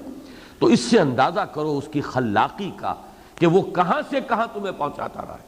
فَلْيَنظُرِ الْإِنسَانُ مِمَّا خُلِقَ، غور کرے انسان، جیسے کہ اس سے پہلے بھی آ چکا ہے اسی سورہ مبارکہ میں، مِنْ أَيِّ شَيْءٍ خَلَقَهُ، یہ اسی سلسلے کے اندر جو سورہ عبس وتولیٰ میں مِنْ أَيِّ شَيْءٍ خَلَقَهُ مِنْ نُطْفَةٍ خلقہ فقدرہ ثم السبیل یسرہ ثم اماتہ فاقبرہ ثم اذا شاء انشرہ. سوچے تو صحیح کس شے سے اسے بنایا، اس ہستی کے لیے جو پھر اتنے مختلف ادوار سے گزار کر یہاں تک لے آیا ہے. کیا اس کے لیے یہی کام جو ہے بہت مشکل ہو گیا کہ وہ مرنے کے بعد دوبارہ پیدا نہیں کر سکتا؟ یہی سورہ مومنون میں انداز ہے. انا خلقنا الانسان، ہم نے انسان کو بنایا من سلالۃ من ماء مہین ثم جعلناه نطفة في قرار مكين ثم خلقنا النطفة علقة فخلقنا العلقة مضغة فخلقنا المضغة عظاما فكسونا العظام لحما ثم انشأناه خلقا آخر فتبارك الله احسن الخالقين. تو جب جو احسن الخالقین ان مراحل سے تمہیں گزار کر اس نے یہ انسان بنا کر کھڑا کر دیا ہے، اس کے لیے کیا بعید ہے کہ وہ دوبارہ تمہیں پیدا کر سکے. فَلْيَنْظُرِ الْإِنسَانُ مِمَّا خُلِقَ مِن مَّاءٍ دَافِقٍ، بنایا گیا وہ اس پانی سے جو اچھلتا ہوا نکلتا ہے. اب اس کی زیادہ تشریح کی ضرورت نہیں ہے، ہر شخص کو معلوم ہے اس سے مراد کیا ہے. خُلِقَ مِن مَّاءٍ دَافِقٍ يَخْرُجُ مِن بَيْنِ الصُّلْبِ وَالتَّرَائِبِ، جو نکلتا ہے پیٹھ اور پسلیوں کے مابین سے. یہ ذرا مشکلات القرآن میں سے آیت رہی ہے کہ اس سے مراد کیا ہے. صلب یہ کمر کی ہڈی ورٹیبرل کالم صلب یہ ہے، اور ترائب یہ پسلیاں ہیں. لیکن ان کے مابین سے نکلنا، اگرچہ بعض اوقات ان چیزوں کے بیان میں کچھ حجاب محسوس ہوتا ہے، یا ہمارے اس درس میں خواتین بھی شریک ہوتی ہیں، لیکن یہ کہ یہ مقام تو ایسا ہے مجھے کچھ وضاحت کرنی پڑے گی، اس لیے کہ دیکھیے اس سے ایک بہت اہم اصول سامنے آئے گا. وہ اصول جو میں نے تفسیر قرآن کے ضمن میں بارہا عرض کیا ہے.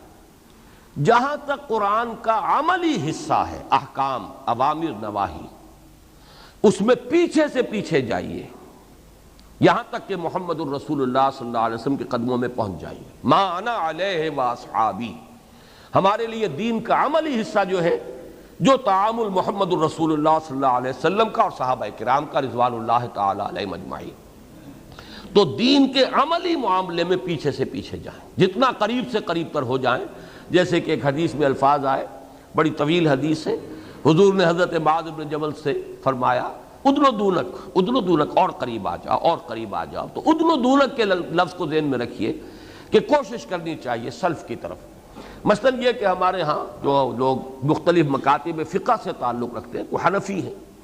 اب حنفی فقہا میں بھی ایک متاخرین ہیں، بعد کے زمانے کے فقہا، اور ایک متقدمین ہیں. تو اس جو میں اصول بیان کر رہا ہوں ان کے اعتبار سے متقدمین کی طرف جانا چاہیے کہ انہوں نے کیا سمجھا تھا، اس لیے کہ وہ زمانہ نبوت سے قریب تر تھے. اس اعتبار سے جہاں تک دین کا عملی پہلو ہے اس کے اعتبار سے ہمیں پیچھے کی طرف جانا ہوگا، یہاں تک کہ ہم کوشش کریں کہ پہنچ جائیں محمد الرسول اللہ صلی اللہ علیہ وسلم کے قدموں میں اور آپ کے زمانے تک. مجھے بلکہ وہ شعر یاد آ رہا ہے، بمصطفیٰ برساں خیش را کے دین ہماؤست، اگر بہو نہ رسیدی تمام بولا بیست. یہ جو ایک پہلو. دوسرا پہلو ہے ایسے معاملات جن کا تعلق سائنس سے ہے، عام انسانی تجرباتی علوم سے ہے. اس میں یہ اصول نہیں ہوگا، اس میں پیچھے کی بجائے آگے چلیے. اس لیے کہ یہ وہ چیز نہیں ہے جو پڑھانے آئے اللہ کے نبی اور رسول. یہ چیزیں سکھانے کے لیے نہیں آئے تھے محمد صلی اللہ علیہ وسلم. نہ ہمیں ٹیکنالوجی سکھانے آئے تھے، نہ ہمیں سائنس پڑھانے آئے تھے، نہ فزکس، نہ کیمسٹری، نہ بایولوجی، نہ زوالوجی، کچھ نہیں. ہمیں تو وہ ہدایت دینے آئے تھے. ہدایت کا ایک حصہ ہے ایمان، وہ علم حقیقت ہے، وہ جڑ ہے، بنیاد ہے. دوسرا ہے عمل، صراط مستقیم، سیدھا راستہ، کیا کرنا ہے کیا نہیں کرنا، دی ڈوز اینڈ دی ڈونٹس، اوامر اور نواہی. اس میں تو جیسا کہ میں نے عرض کیا ہمیں پیچھے سے پیچھے کی طرف. لیکن سائنٹیفک فنومینا، کوئی ایسی چیزیں جن کا تعلق تجرباتی علوم سے ہے، اس میں ہمیں یہ یعنی کوئی پابند اپنے آپ کو نہیں کر لینا چاہیے کہ اگر کسی صحابی کا کوئی قول مل گیا ہے تو اب اسے پکڑ کر بیٹھ رہے ہیں، یا تابعین جو مفسرین ہیں ان میں سے کسی کا کوئی قول ہے تو اس کو پکڑ کر بیٹھ رہے ہیں. نہیں، ہمیں سمجھنا چاہیے کہ ان معاملات میں وہ معذور تھے. جو بھی سطح اس وقت تھی سائنسی علوم اور معلومات کی، وہ اسی کے مطابق بات سمجھ سکتے تھے. اور اس میں جو اہم ترین بات ہے اصول کے جس سے کہ آپ کے لیے معین ہو جائے گا، وہ واقعہ ہے کہ تعبیر نخل جس کو کہتے ہیں، تعبیر عین سے نہیں حمزہ سے، تعبیر تے الف بے یہ رے، تعبیر نخل. یہ آرٹیفیشل پولینیشن کا ایک طریقہ تھا۔ نبی اکرم صلی اللہ علیہ وسلم کا چونکہ تعلق تھا اور بچپن آپ کا گزرا ہے مکہ مکرمہ میں، قریش کا جو بھی ذریعہ معاش تھا وہ تجارت ان کا ذریعہ معاش تھا، وہاں کاشت تھی ہی نہیں، وہ تو بے وادٍ غیر ذی زرع، ایسی جگہ پر آپ رہے، ساری آپ کی عمر گزری ہے جب تک کہ آپ ہجرت کر کے نہیں آ گئے، 52 برس کی عمر جو ہے تقریباً اس میں ہجرت ہوئی ہے، تو اس سے پہلے جو ہے زراعت سے آپ کو کوئی واقفیت نہیں تھی، کوئی تجربہ نہیں تھا۔ مدینے میں جب آپ تشریف لائے تو یہاں ظاہر بات ہے کہ زراعت تھی، نخلستان تھے، ایک تو یہ کہ کھجور تو خیر ان کا سب سے بڑا، ان کی سب سے بڑی فصل تھی ہی، باقی اور انگوروں کے باغات بھی تھے اور زراعت بھی تھی۔ یہاں آ کے آپ نے دیکھا کہ نر اور مادہ یہ کھجور کے درختوں میں یہ ان کا علیحدہ علیحدہ ہوتا، ان کو وہ قریب لاتے تھے، ملاپ کرتے تھے ان کا۔ یہ ایک آرٹیفیشل پولینیشن جو آج کل کہلاتی ہے، اس سے یہ ہے کہ وہ فرٹیلائزیشن کے زیادہ امکانات پیدا ہوتے، فصل زیادہ ہوتی۔ حضور نے آ کے دیکھا کہ یہ کر رہے لوگ، تو آپ نے ایسے ہی فرمایا کہ اگر تم نہ کرو تو کیا ہے۔ میں سمجھتا ہوں اس میں بھی ایک اصول تھا جس کے تحت آپ نے یہ بات فرمائی کہ قدرت جو ہے وہ خود اپنا بندوبست کرتی ہے، یہ تمام چیزیں جو ہیں یہ ایک عالم، اس میں تمام چیزیں جو ہے قدرت نے اہتمام کیا ہوا ہے، اور ہے بھی پولینیشن کے لیے ہوا کا چلنا اور مختلف چیزیں ہیں جس کو ہم پڑھتے ہیں، لیکن یہ کہ ایک اس کے اندر ایک تدبیر تھی کہ جو تجرباتی طور پر ان کو معلوم ہوا کہ اس سے فصل زیادہ ہوتی ہے اگر ان کو قریب لے آیا جائے۔ حضور نے فرما دیا کہ نہ کرو تو کیا ہے، لیکن صحابہ کرام کے لیے حضور کا اس انداز میں یہ کہہ دینا بھی فیصلہ کن تھا۔ انہوں نے وہ اپنی پریکٹس جو تھی، جو تجربہ تھا، چھوڑ دیا، نہیں کیا، فصل کم ہو گئی۔ اب حاضر ہوئے حضور کی خدمت میں کہ حضور آپ نے فرمایا تھا کہ اگر نہ کرو تو کیا ہے، کیا حرج ہے، ہم نے نہیں کیا اور فصل اس دفعہ کم ہوئی ہے۔ اب ظاہر بات ہے کہ اس پر بہت ہی یعنی جرأت کا اور جسارت کا معاملہ کیا ہوگا کہ جا کر حضور سے یہ بات کی۔ حضور نے جو الفاظ فرمائے ہیں وہ گویا کہ ایک بہت بڑا اصول ہے، انتم اعلم بامور دنیاکم۔ دیکھو یہ چیزیں میں تمہیں پڑھانے نہیں آیا، سکھانے نہیں آیا، اس کا تعلق تمہارے تجربات سے ہے، اپنی دنیا کے معاملات کو تم بہتر اور زیادہ جانتے ہو۔ یہ بہت اہم ہے اور یہ صحیح حدیث ہے، اس کی روایت پر کوئی قدح نہیں ہے، کوئی تان نہیں ہے، کوئی الزام نہیں ہے، کسی طرح کی جرح نہیں ہے، صحیح حدیث۔ انتم اعلم بامور دنیا، یہاں سے وہ اصول نکال لیجئے کہ یہ جو ٹیکنالوجی ہے یا ٹیکنیکس ہیں مختلف، اور اسی طریقے سے جو سائنٹیفک معلومات کا ایک طوفان ہے، ایکسپلوژن ہے، یہ تو ایک دھماکہ ہوا ہے، یوں سمجھیے کہ اس صدی میں جس تیزی کے ساتھ یہ معلومات کا ذخیرہ جمع ہوا ہے، ان کے حوالے سے ہمیں سابق مفسرین کی باتوں ہی کو پکڑ کر بیٹھ رہنا جو ہے وہ مناسب نہیں ہے، بلکہ جو بھی مزید چیزیں سامنے آ رہی ہیں ان کے حوالے سے سمجھنا چاہیے۔ اب میں یہ عرض کرتا ہوں کہ یہ جو مادہ منویہ ہے، یہ جو نکلتا ہے اچھلتا ہوا، یہ صلب اور ترائب کے درمیان سے، اب ہمارے مفسرین کو میں آج پڑھ رہا تھا، امام راضی کو کتنا انہیں تکلف کرنا پڑا ہے کہ یہ در حقیقت صلب اور ترائب سے مراد جو ہے، اور مولانا مودودی نے بھی جب وہ تفسیر تفہیم ابتداءً لکھی ہے تو یہی مفہوم انہوں نے بھی بیان کیا۔ وہ ایک تصور ہے کہ یہ مادہ جو ہے یہ پورے انسانی وجود کا ایک خلاصہ ہے، تمام اعضائے رئیسہ جو ہیں وہ اس میں حصہ لیتے ہیں، اس سے ویسے تو یہ کہ پوری انسانی جسم کی جو مشین ہے وہ مربوط ہے، جو بھی عمل اس کا ہے اس میں سارا ہی پورا جسم جو ہے وہ حصہ لیتا ہے، لیکن یہ کہ اس کی شرح کرنے کے لیے بہت تکلف کر کے اور یہ باتیں تمام اعضائے رئیسہ، مولانا مودودی نے ایک اس میں اضافی بات قائم کی کہ ہمارے جسم کا یہ دھڑ والا حصہ جو ہے اسی میں تمام اعضائے رئیسہ ہیں، یہ ہاتھ اور یہ پیر پاؤں وغیرہ جو ہیں ان کا اس سے کوئی تعلق نہیں ہے، اس مادہ منویہ سے، باقی یہ جو وجود میں آتا ہے تو وہ صرف ان اعضائے رئیسہ سے اس کا تعلق ہے، اس کی پیدائش کا اور اس کی تولید کا، کہ جو اس دھڑ سے متعلق ہے، لہذا دھڑ کے لیے استعارتاً پیٹھ اور یہ جو پسلیاں ہیں یہ استعارتاً اور مجازی طور پر پورے دھڑ کو تعبیر کرنے کے لیے اور اس میں جتنے اعضائے رئیسہ ہیں ان سب کی تعبیر کے لیے یہ الفاظ استعمال کر لیے گئے۔ یہ خلاصہ ہے، سابق جو بھی ہمارے مفسرین ہیں انہوں نے یہی مفہوم اس کا لیا، اور یہی مفہوم جو ہے مولانا مودودی نے بھی ابتداءً اپنی تفہیم میں لکھا ہے۔ لیکن میں یہ سمجھتا ہوں یہ بات بہت اچھی ہے۔ مولانا کے بارے میں ایک بات پہلے بھی میرے علم میں آئی تھی کہ چونکہ انہوں نے سائنس کا مطالعہ نہیں کیا تھا، سائنس کے بارے میں ان کے پاس معلومات سنی سنائی. ظاہر بات ہے کہ جب تک آدمی نے کسی خاص فن کو اس کی ابتدا سے نہ پڑھا ہو تو ایسے ہی جو مطالعہ ہوتا ہے عام مطالعہ اس میں پھر بہت سے خلا باقی رہ جاتے ہیں.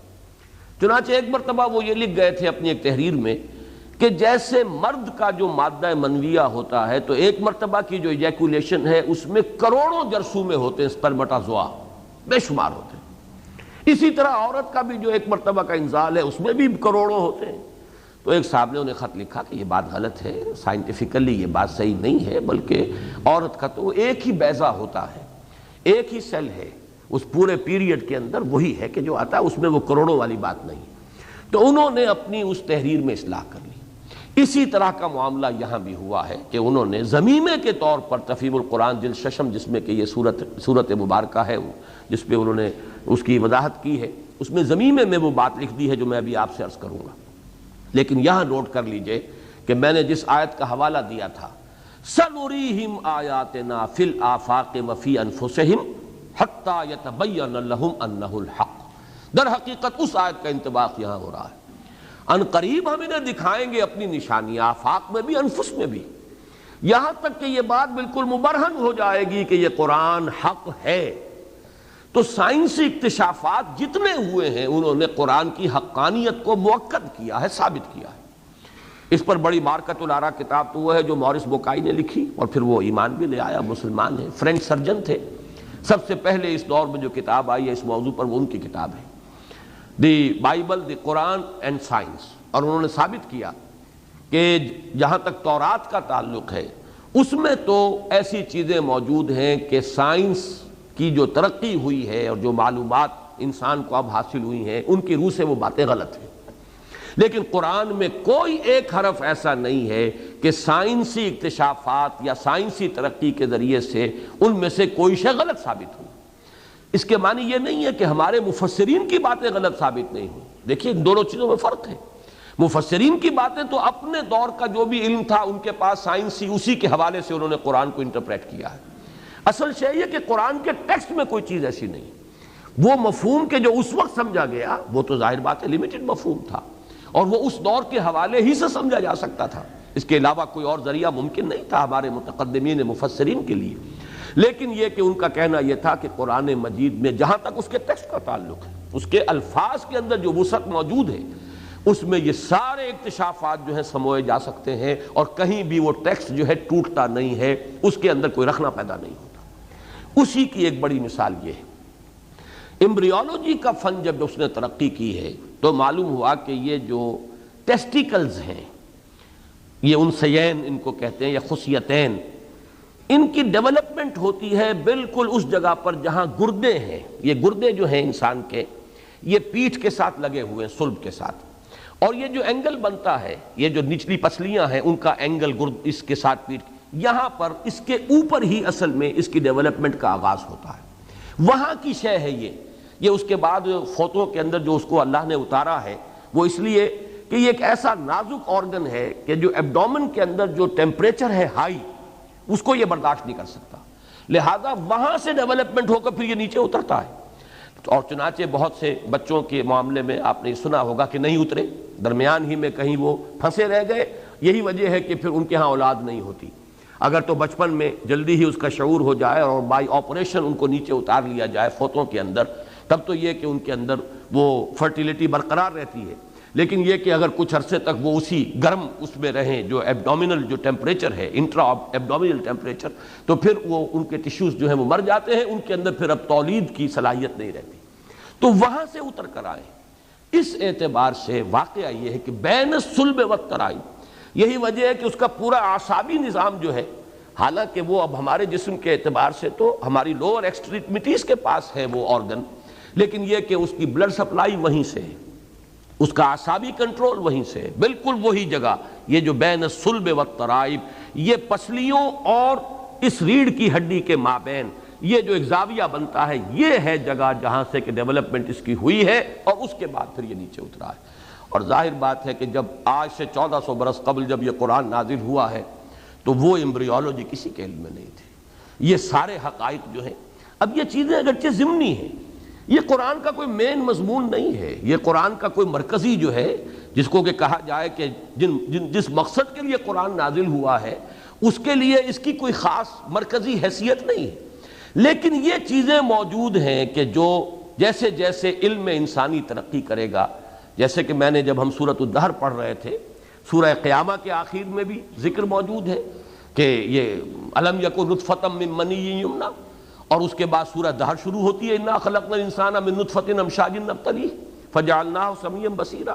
اس وقت تفصیل سے میں نے عرض کیا تھا کہ اس وقت جو ٹاپ کے دنیا کے اندر ماہرین ہیں، کہ جو ایمبریولوجی کے ماہرین، جن کی کتابیں کے ٹیکسٹ بکس کی حیثیت سے پوری دنیا میں گویا کہ تسلیم کی جاتی ہے، مسلم ہے، وہ کینیڈا کی یونیورسٹی ٹورنٹو کے کچھ پروفیسرز ہیں اور ان کی پوری کتاب اس موضوع پر موجود ہے کہ ہم حیران رہ گئے ہیں کہ قرآن مجید میں جو اسٹیجز بیان ہوئی ہیں، یہ علقہ اور مضغہ، اس کی جو جس قدر صحیح تعبیر ہے، اور بعض احادیث کے اندر جو اس کی مزید تشریح آئی ہے کہ ہمارے تو معلوم ہوا کہ حیرت ہو گئی ہے ہمیں کہ آج سے 1400 برس قبل یہ حقائق جو آج ہمیں معلوم ہوئے ہیں اس قدر صحت کے ساتھ قرآن مجید میں ان کا بیان ہوا ہے، بلکہ احادیث میں ہوا ہے۔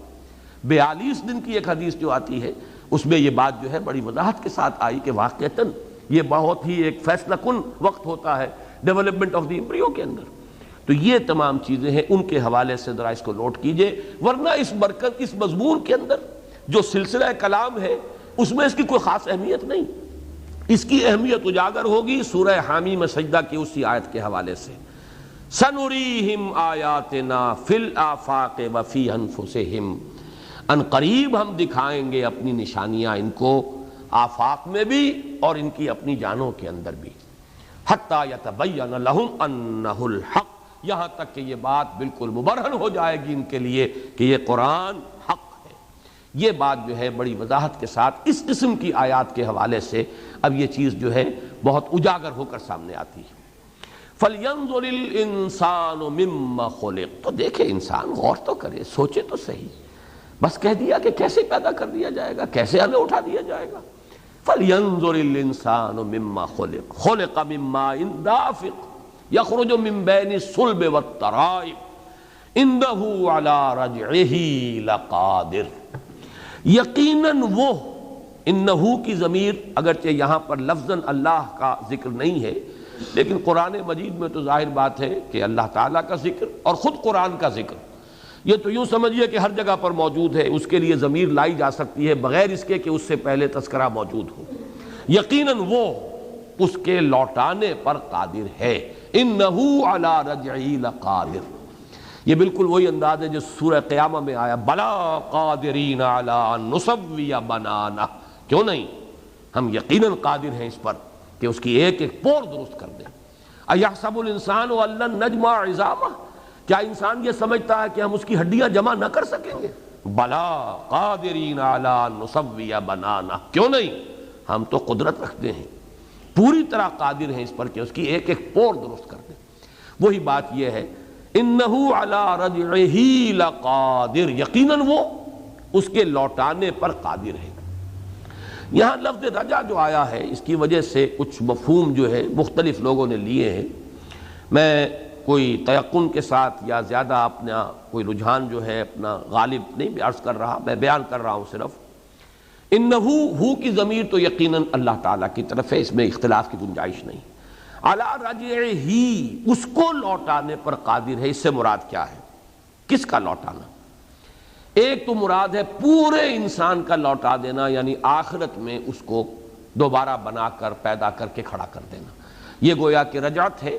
اور رجعت کیوں کس اعتبار سے ہے یہ بھی نوٹ کر لیجئے، اس لیے کہ رجعت تو ہے کہیں سے آ کر وہاں جانا، انا للہ و انا الیہ راجعون، یہ رجعت ہے، اسی کے پاس سے ہم آئے ہیں، اسی کی طرف ہمیں لوٹ جانا، اللہ ہی کے ہیں اور اللہ ہی کی طرف لوٹ جانے والے ہیں۔ اور ظاہر بات ہے کہ کم سے کم ہماری روح جو ہے، یہ زمین سے جو کچھ ہمارا یہ جسم بنا ہے، مادہ جو بھی ہے اس کا مادی وجود ہمارا، لیکن وہ روح جو ہے وہ تو قل الروح من امر ربی، یہ تو وہاں کی آئی ہوئی شے ہے، عالم بالا کی شے ہے، اور اسی کی طرف اس کو لوٹ جانا ہے۔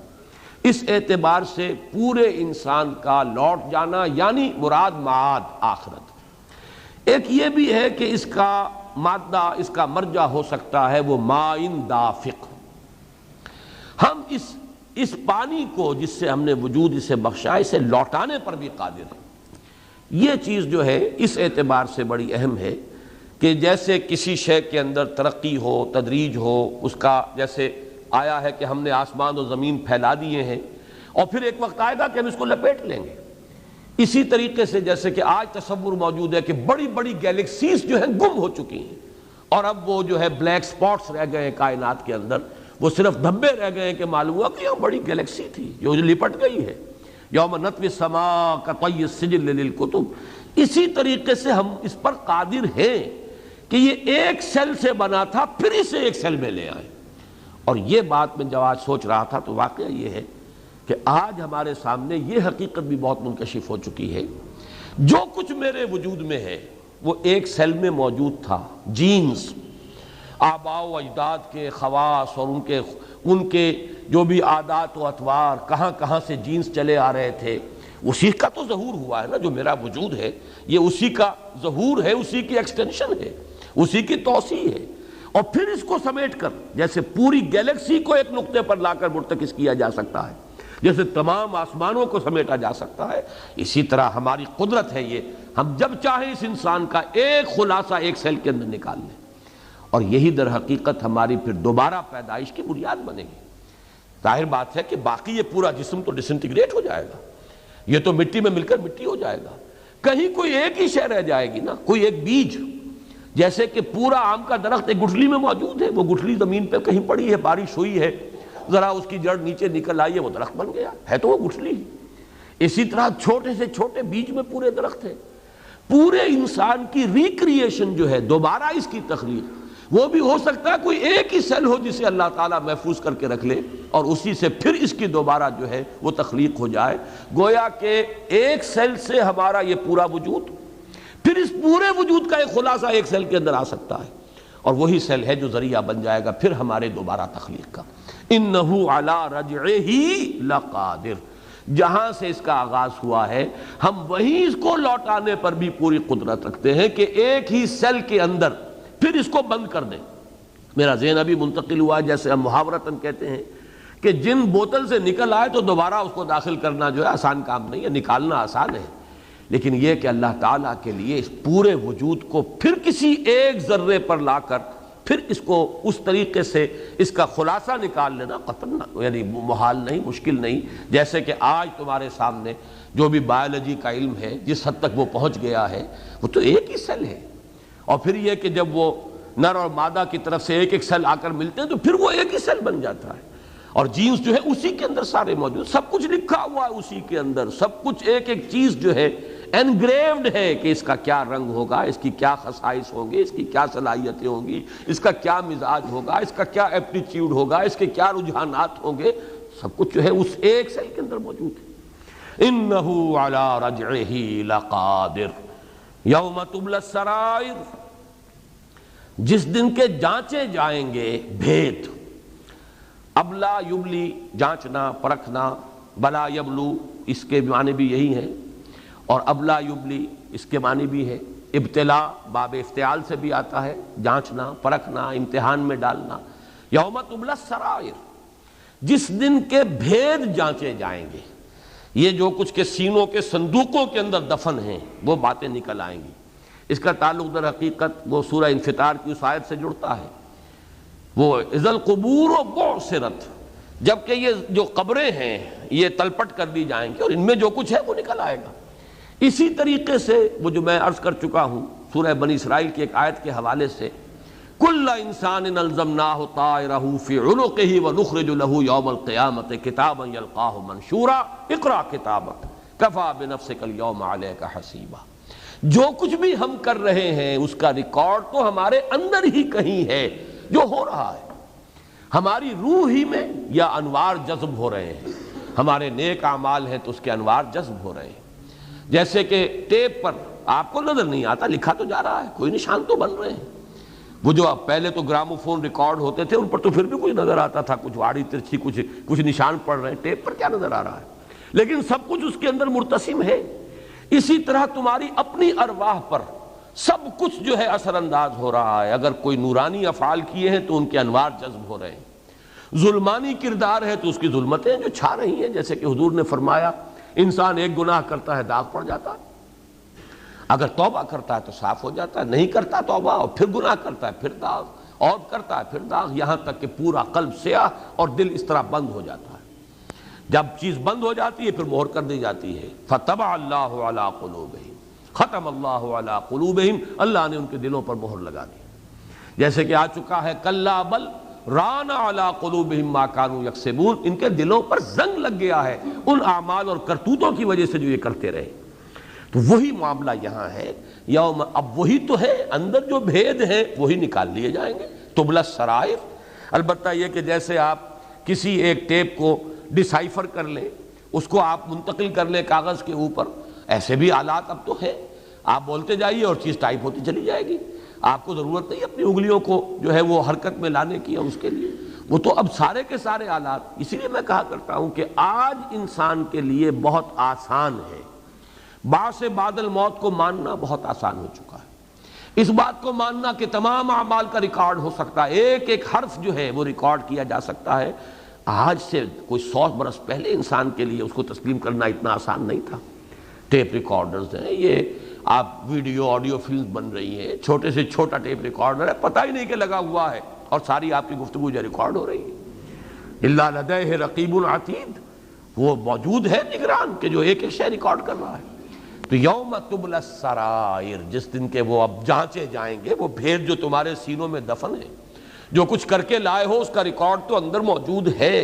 اب یہاں سے ایک قبریں تو زمین کی ہیں جن میں سے تمہیں نکال لیا جائے گا، ایک قبریں تمہارے سینے ہیں ان میں سے نکالا جائے گا۔ اذا القبور بعثرت، اور یوم تبلی السرائر، جس دن کے جانچا جائے گا، پرکھا جائے گا اندرونی بھید۔ اب اس میں خاص اشارہ ہو رہا ہے نیت کی طرف۔ ایک ظاہری عمل ہے اور ایک ہے نیت اور ارادہ جس کے تحت کہ وہ عمل کیا جا رہا ہو۔ سرائر جو چھپی ہوئی چیزیں ہیں، جو اندر چھپے ہوئے بھید جو ہے، وہ جو بسا اوقات ایسا بھی ہوتا ہے کہ انسان کو خود معلوم نہیں ہوتا۔ یہ تحت الشعور، آج آپ کو معلوم ہے کہ ہماری سائیکالوجی بھی یہاں تک جا چکی ہے، آدمی کر رہا ہے بظاہر اپنے آپ کو وہ مطمئن کیے ہوئے کہ میں اس لیے کر رہا ہوں، یہ میرا مقصد ہے، حقیقت میں وہ مقصد نہیں ہے، اس کے تحت الشعور میں کوئی اور شے ہے، کوئی اور نیت ہے، کوئی اور ارادہ ہے۔ کبھی کبھی انسان اپنے اندر جھانک لیتا ہے، اپنے اصل ارادے پر مطلع ہو جاتا ہے، باخبر ہو جاتا ہے، اور کبھی اسے پتہ نہیں چلتا، وہ یہی سمجھتا ہے میں نیکی کا کام کر رہا ہوں، حالانکہ در حقیقت اس کا تحت الشعور جو ہے اسے کسی اور طرف جو ہے وہ ہانک رہا ہے، اور کچھ اور مقاصد اور کچھ اور جو ہے اس کی چیزیں جو ہیں، اس کے مقاصد اس کے سامنے ہیں۔ تو اس کو ذہن میں رکھیے کہ وہاں جب جانچ پرکھ ہوگی تو صرف ظاہر کے اعتبار سے نہیں ہوگی۔ یہاں دنیا میں تو ہماری ایک مجبوری ہے، دنیا میں قانون اور دنیا کی عدالت ظاہری پر فیصلہ کرتی ہے، بہت شاذ حصہ ہو سکتا ہے، جیسے آپ کہتے ہیں قتل عمد، اور یہ کہ کوئی ایسا کہ کوئی وقتی طور پر کسی کو اشتعال آ گیا اس میں قتل کیا ہے، ان میں فرق جو ہے ذرا کیا جائے گا، اس میں کچھ نہ کچھ جو ہے سزاؤں کے اندر فرق ہوگا، اس اعتبار سے کچھ تھوڑی بہت، لیکن اس سے آگے تو نہیں جا سکتا، لیمیٹیشن سے، انسانی علم کی محدودیت ہے، پھر ہمارے جزا و سزا کا جو نظام ہے اس کی لیکن وہاں جو ہوگا انما الاعمال بالنیات وانما لکل امرئ ما نوی۔ حضرت عمر رضی اللہ تعالیٰ عنہ سے مروی حدیث، اور اکثر محدثین نے جو اپنے مجموعے مرتب کیے ہیں تو سب سے پہلے اس حدیث کو لائے، انما الاعمال بالنیات، تمام اعمال کا دار و مدار نیتوں پر ہے، اور اعمال سے مراد یہاں پر نیکی کے اعمال ہیں، یہ نہیں کہ آپ برا اور کوئی گناہ کا کام کر رہے ہوں اس کے اعتبار سے نہیں، نیکی کے تمام اعمال و افعال جو ہیں ان کا دار و مدار اللہ کے ہاں جو ایویلیویشن ان کی ہوگی وہ نیت پر ہوگی۔ انما الاعمال بالنیات وانما لکل امرئ ما نوی، اور ہر شخص کو وہی کچھ ملے گا جس کی اس نے نیت کی ہوگی۔ طویل حدیث ہے، بہرحال میں صرف اسی ٹکڑے کی طرف اشارہ کر رہا ہوں۔ یوم تبلی السرائر، جس دن کے بھید جانچے جائیں گے، فما لہ من قوت ولا ناصر، تو نہیں ہوگی اس کے لیے کوئی طاقت اور قوت اور نہ ہی کوئی مددگار۔ یہ اصل میں دونوں چیزوں کی نفی کر دی گئی، آدمی میں اپنی طاقت ہو، اپنا زور ہو، اپنا بل ہو، اپنے اندر دم ہو، وہ اپنا تحفظ کرتا ہے، اپنے آپ کو بچاتا ہے، اس کی نفی۔ فما لہ من قوہ، کوئی طاقت نہیں، کوئی طاقت نہیں، کوئی دم نہیں، کوئی روکنے کے لیے اس کے پاس جو ہے وہ ذریعہ موجود نہیں، ولا ناصر، نہ کوئی مددگار ہوگا۔ یہاں در حقیقت وہ شفاعت باطلہ کا تصور بھی، کہ کوئی تمہارے معبودان باطل ہیں جو تمہیں بچا لیں گے اور چھڑا لیں گے، وہ شفاعت باطلہ کے تصور، اس کی نفی بالکل۔ فما لہ من قوت ولا ناصر، تو نہیں ہوگی اس کے لیے نہ کوئی طاقت، اپنی ذاتی قوت، اور نہ ہی کوئی مددگار، کوئی بچانے والا، کوئی آڑے آنے والا اللہ تعالیٰ کے حکم کے۔ والسماء ذات الرجع، تو قسم ہے اس آسمان کی جو رجوع کرنے والا ہے، رجعت والا ہے۔ اب اس کے بھی بہت سے مفہوم کیے گئے ہیں، لیکن جیسا کہ میں نے بارہ عرض کیا ہے، یہ جو ہمارا فلکیات کا علم ہے وہ ابھی اتنا محدود ہے کہ سما کا تصور کیا ہے وہ بھی ہم پر پورے طور سے واضح نہیں ہے۔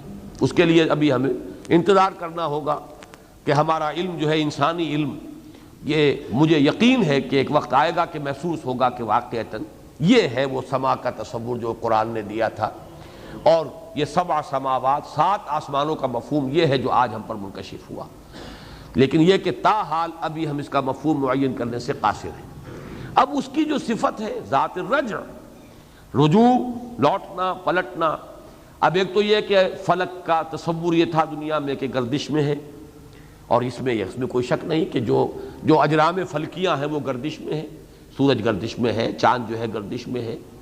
ایک مفہوم جو ہمارے سابق مفسرین نے لیا ہے کہ یہاں سے مراد ہے بارش، زیادہ جو تصور لوگوں کا رہتا تھا آسمان کی طرف نگاہیں اٹھتی تھیں تو بارش کے لیے، تو بارش کا بار بار آنا، وقفے وقفے سے آنا، مطرن بعد مطرن، بارش کے بعد پھر بارش کا ہونا، اور خاص طور پر وہ بارش زیادہ مفید ہوتی تھی کہ جو وقفے وقفے سے ہو، اس لیے کہ اگر ایک ہی دفعہ جو ہے موسلا دھار بارش ہو گئی ہے تو وہ بارش جو ہے اتنی مفید نہیں ہوتی تھی، بلکہ اس کے ذریعے سے تو زیادہ یہ کہ نقصان کے بھی اندیشے ہوتے تھے۔ لیکن یہ کہ وقفے وقفے سے بارش ہوئی ہے، جتنی بارش ہوئی وہ زمین میں جذب ہو گئی، پھر بارش ہوئی وہ جذب ہو گئی، تو یہ ایک مفہوم ہے جو لیا گیا ہے، لیکن میں اس کے بارے میں یقین کے ساتھ کچھ نہیں کہہ سکتا۔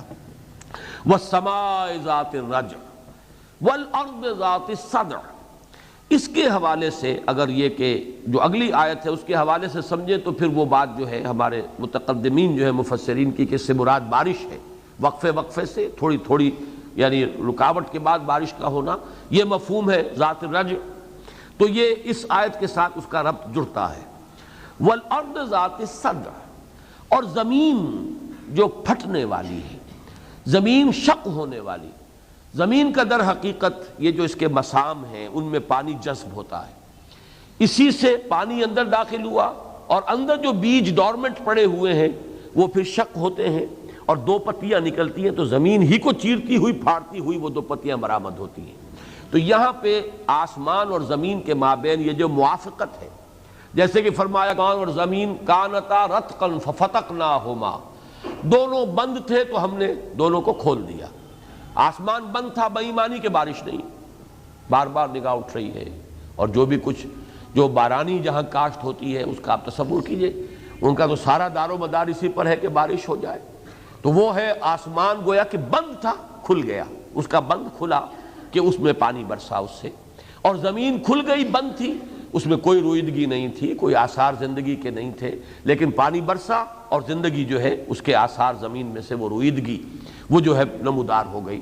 تو وہ مفہوم جو ہے کہ کانتا رتقا ففتقناہما، عین ممکن ہے کہ ان دونوں آیات کا بھی وہی مفہوم ہو کہ جو اس آیہ مبارکہ کا ہے، وَالسَّمَاءِ ذَاتِ الرَّجْعِ وَالْأَرْضِ ذَاتِ الصَّدْعِ إِنَّهُ لَقَوْلٌ فَصْلٌ وَمَا هُوَ بِالْحَصْلِ۔ یقیناً یہ، اب ہو کو یہاں پہ دوبارہ دیکھ لیجئے، جیسا کہ میں نے عرض کیا تھا، اللہ اور قرآن، اس کے لیے کہیں پہلے تذکرہ ہونا ضروری نہیں ہے۔ قرآن میں ضمیر آ جائے گی بغیر پہلے تذکرے کے، وہاں اللہ کے لیے انہو علی رجعہ لقادر، انہو لقول الفصل، یہ قرآن ایک فیصلہ کن قول ہے۔ وما ہوا بالہزل، یہ کوئی ہنسی دل لگی کی بات نہیں ہے، کوئی ہنسی مذاق نہیں ہے، یہ لغو کلام نہیں ہے، یہ کسی شاعر کی جو ہے وہ جو سورہ شعراء میں آیا ہے، آسمان اور زمین کے قلابے ملا دینا اور ایک باتیں کرتے رہنا، فی کل واد یہیمون، ایسے ہی بے معنی باتیں جو ہیں اس میں مبالغہ آرائی کرتے چلے جانا، یہ وہ بات نہیں۔ انہ لقول فصل وما هو بالہزل۔ یہاں پر بھی اب پہلی چیز جو ہے جو ہمیں رب تلاش کرنا ہوگا وہ یہ کہ یہ جو قسم کھائی گئی، دو قسمیں، والسماء ذات الرجع والارض ذات الصدع، انہ لقول فصل وما هو بالہزل، ان کے مابین ربط کیا ہے؟ یہ قسم بہی، مقسم بہی، مقسم علیہ، ان کے مابین تعلق کیا ہے؟ تو یہ نوٹ کر لیجئے کہ قرآن مجید نے وحی کو کئی بار تشبیہ دی ہے پانی کے ساتھ، مام مبارکہ۔ اسی طریقے سے یہ کتاب مبارکن ہے، یہ کتاب بھی مبارک، پانی بھی مبارک۔ برکت کہتے ہیں اس شے کو، برکت اس شے کا نام ہے کہ کسی میں کوئی شے مخفی ہو، کوئی استعداد ہے، کوئی صلاحیت ہے، کوئی قوت ہے، مخفی ہے، چھپی ہوئی ہے، پھر وہ ظاہر ہو جائے، یہ ہے برکت۔ اس کا ظہور، اس کا نمو، اس کا واضح ہونا، اس کا پروان چڑھنا، یہ برکت ہے۔ مام مبارکہ، پانی مبارک ہے کس معنی میں؟ کہ زمین میں جو رویدگی جو پوشیدہ تھی، چھپی ہوئی تھی، اس میں صلاحیت ہے، اس کے اندر اس کی قوتیں جو ہے خابیدہ ہیں، پانی برستا ہے اور یہ جاگ گئی، اس کے اندر ہی سے وہ رویدگی برآمد ہو گئی، اس کے اندر جو بھی برکتیں مضمر تھیں ان کا ظہور ہو گیا۔ اسی طریقے سے نفس انسانی میں اللہ تعالیٰ نے جو کچھ ودیت کیا ہوا ہے، اس نفس کے اندر، جیسا کہ آگے چل کر ہم پڑھیں گے، نیکی اور بدی ودیت کر دی گئی ہے، ہم نے وہی کی ہے، الہام کیا ہے، الہمہا فجورہا و تقواہا، نفس انسانی کو الہامی طور پر نیکی اور بدی کا علم اور اس کی تمیز جو ہے ودیت کر دی گئی ہے۔ اسی کے اندر وہ روح موجود ہے، اسی روح کو تو پروان چڑھانا ہے، اس روح کو پروان چڑھانے کے لیے، اس کے اندر نشو و نما کے لیے یہ قرآن مجید نازل ہوا ہے، وہ ماء مبارک جو زمین کے اندر سے رویدگی کو نکالتا ہے۔ اور یہ کتاب مبارک ہے، انہ لقول فصل، یہ بابرکت کتاب ہے جو انسان کے قلب کی گہرائیوں میں جو حقائق مضمر ہیں ان کو برآمد کرتی ہے۔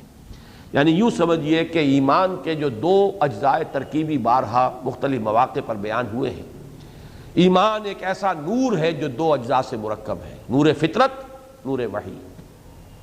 اور اس کے لیے جو ہمارا منتخب نصاب ہے اس میں سورہ نور کی آیات، نور علی نور، نور پر نور، ایک نور فطرت، ایک نور وحی۔